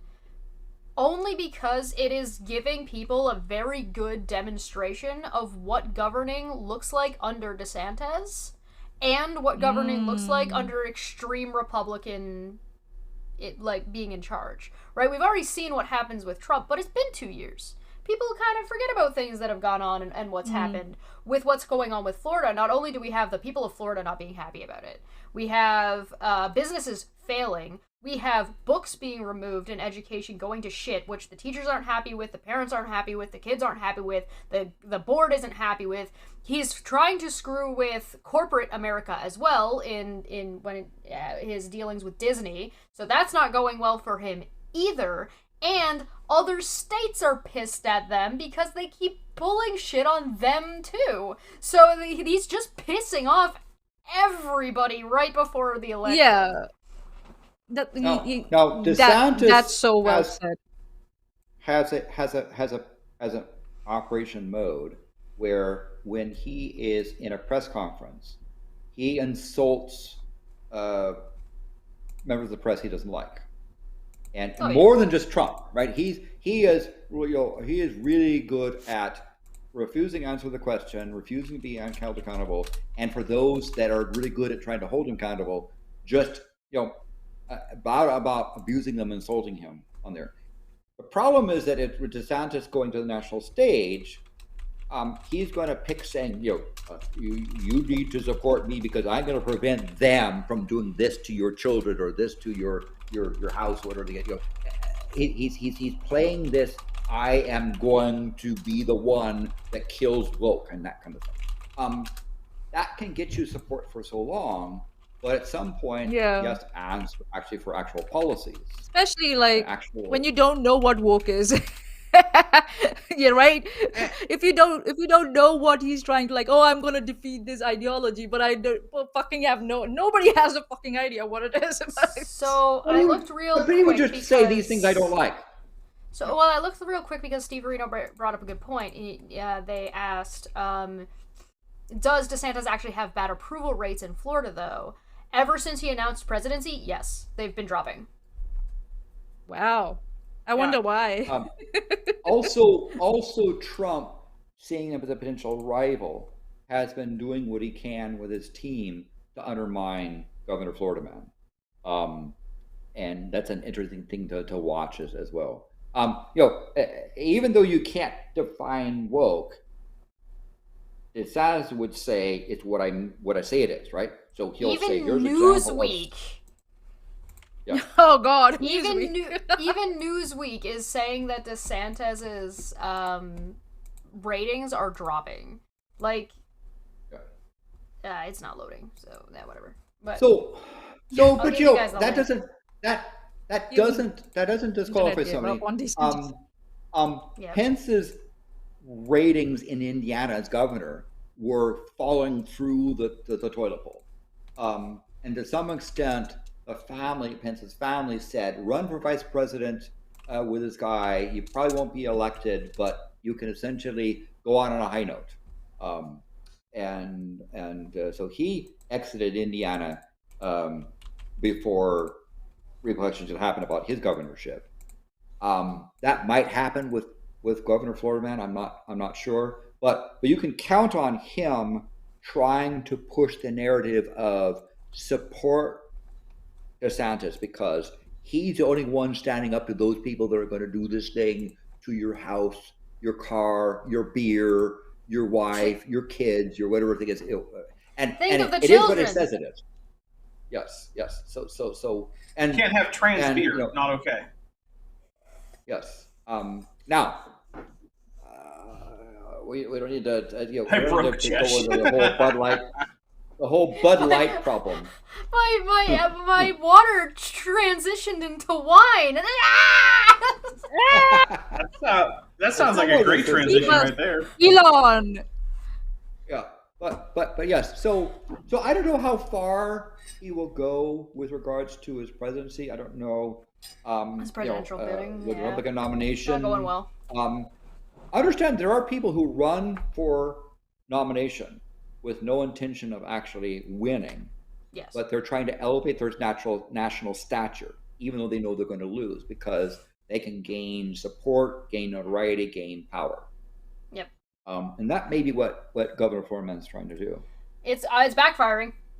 Currently, it's backfiring, so you better have a long-term plan, buddy. This is what I mean. Too many hands in too many cookie jars, right? He's trying to have too many things at once, right? If you want to piss off all of the gay people, fine, but if you go so far as to, like, you also want to piss off California and Texas?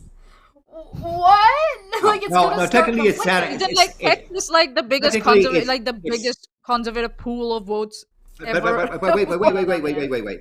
In Texas, it is San Antonio, which is a enclave of Texas. It's not the Texas state itself that's doing this.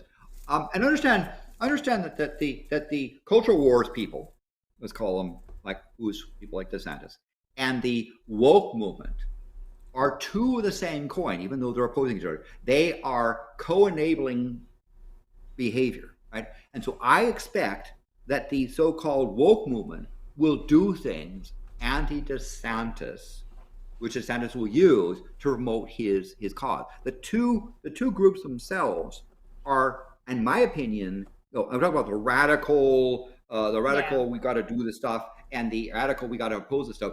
They're actually two sides of the same coin that are co-enabling each other and feeding each other power. And the sad thing is that the people that let's say on the that DeSantis is running against are people quite capable of getting Trump elected. You're talking about like the opportunists, essentially, in the scenario. People who are going to take advantage of the people suffering. Yep. I'm not talking about the issues, because they're not about the issues. They're about themselves. We got to start wrapping it up here. Dapper, you want to go first and tell us what you're up to, what you want to do, and get the hell out of here? Yeah, sure. So, hey, if you go over to my channel, I've got the next Kent with Bent on the 13th. It'll be at 6 p.m. Pacific, 9 p.m. Eastern.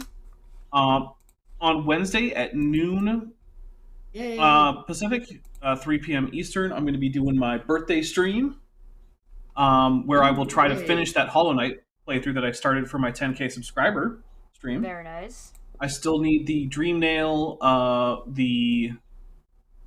I need the Mothwing Cloak. I need to get all 3 Watchers and the final bosses, I believe, all I technically need. I'm going to get Isthmus Tier just because it makes the game easier. So, a few things there. I'm not going to go for the super good ending with the Radiance. Sorry, guys, but, just going to beat the game. Then on Thursday at noon Pacific, 3 p.m. Eastern, I have the second part of my 3-part series about Roger from Mud Fossil University. Who's taken on the the establishment of quantum physics. Yeah, it's going to be. It's quite a thing. A multi-Hoven level of stupidity. It is extraordinary. God. It is. This guy makes Hoven sound smarter. That's impressive. I mean, look, in one of the videos, I don't remember which, in an effort to demonstrate how little Roger makes sense, I just point out, like, this is the guy who said this, and I switch to a clip of him pointing to a cave with his feather on his monitor that he's filming and saying, "That's a vagina," and it's just a cave. Oh. Yeah. All right. He thinks he's not kidding. That cave. Yeah, he thinks that cave is a fossilized giant vagina. He's not kidding. He's not kidding at all. I really want to.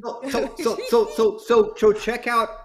So Dapper has a previous show. Check that out. Check out this thing. You will not believe the level of multi-Hoven craziness. Oh yeah, Dapper's a professional. He's a professional. He knows how to watch these videos and talk to them without risking too many of his brain cells. So yeah, I sacrifice my brain cells so you don't have to. You get to consume this moronic content, but with the buffer of me fixing things.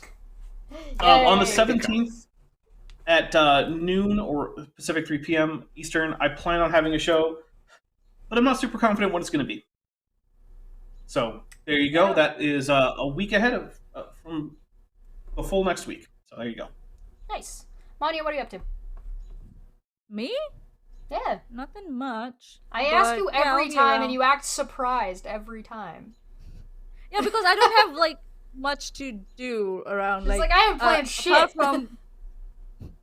Come on, Maanyaa. All the times you're on Chesh's show with these things like your DFF doesn't Friday mean anything stuff. to her. It's fine. I understand. Yeah, the Dumpfect Friday, that time of the month, Unnamed Tavern.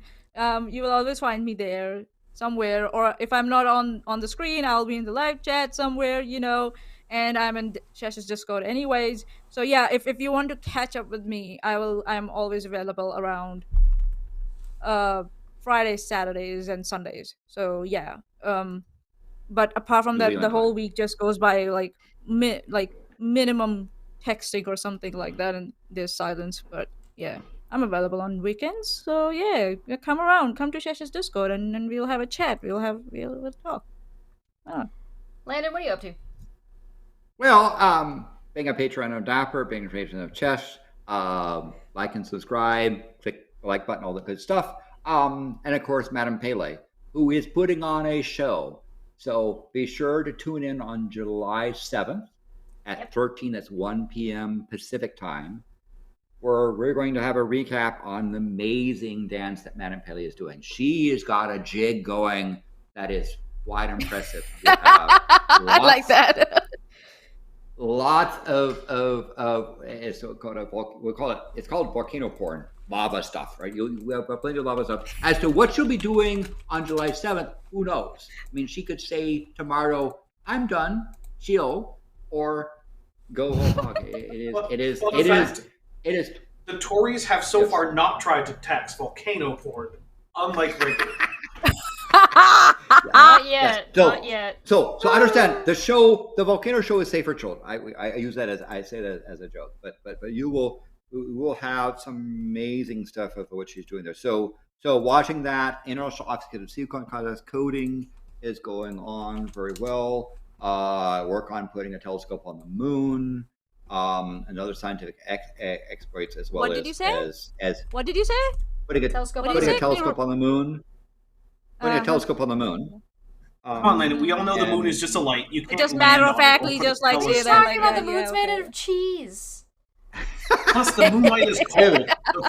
If it is, it's very cold, stale. Just freeze the telescope. Stale cheese. Yes. No. But in various other things, we're working on planning for the 2024 total solar eclipse and the 2023 annual eclipse. But still, good stuff to be had. And thank you very much for watching. Yeah. All right. So I'll be live on Twitch on Tuesday. I will also likely be live tomorrow playing Tears of the Kingdom. So if you're interested in Twitch and just hanging out, that will be on tomorrow. night in the late in the evening. On Tuesday, I'm usually live in the mid-afternoon. I always have a bunch of stuff to talk about. So there's, of course, a bunch of stuff to talk about. There's also a bunch of shorts coming out on this channel, so make sure you subscribe and go check out the shorts tab. They're a lot of fun. They're pretty much all made by people who watch the channel. So if you make a short, or you make you take a clip, just make sure you get it sent to me, and I'll make sure that it's there is a whole section of it in the Discord. The link is also there in the thing.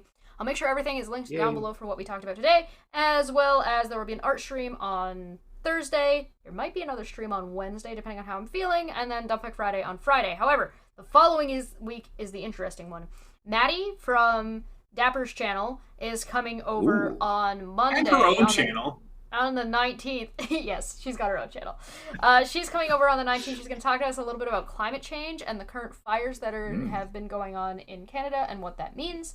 And then there is also that time of the month on the 30th. So be sure to tune in, make sure you hit the bell, otherwise you're going to miss stuff, and there is just videos intermittently coming out between then. So lots going on. Make sure you go like and subscribe and follow everybody. Links are, of course, as always, down below. Thank you so much for joining us, and say goodbye, everybody. Thank you very much, Chesh. Bye, everybody. And bye. Thank you. Bye.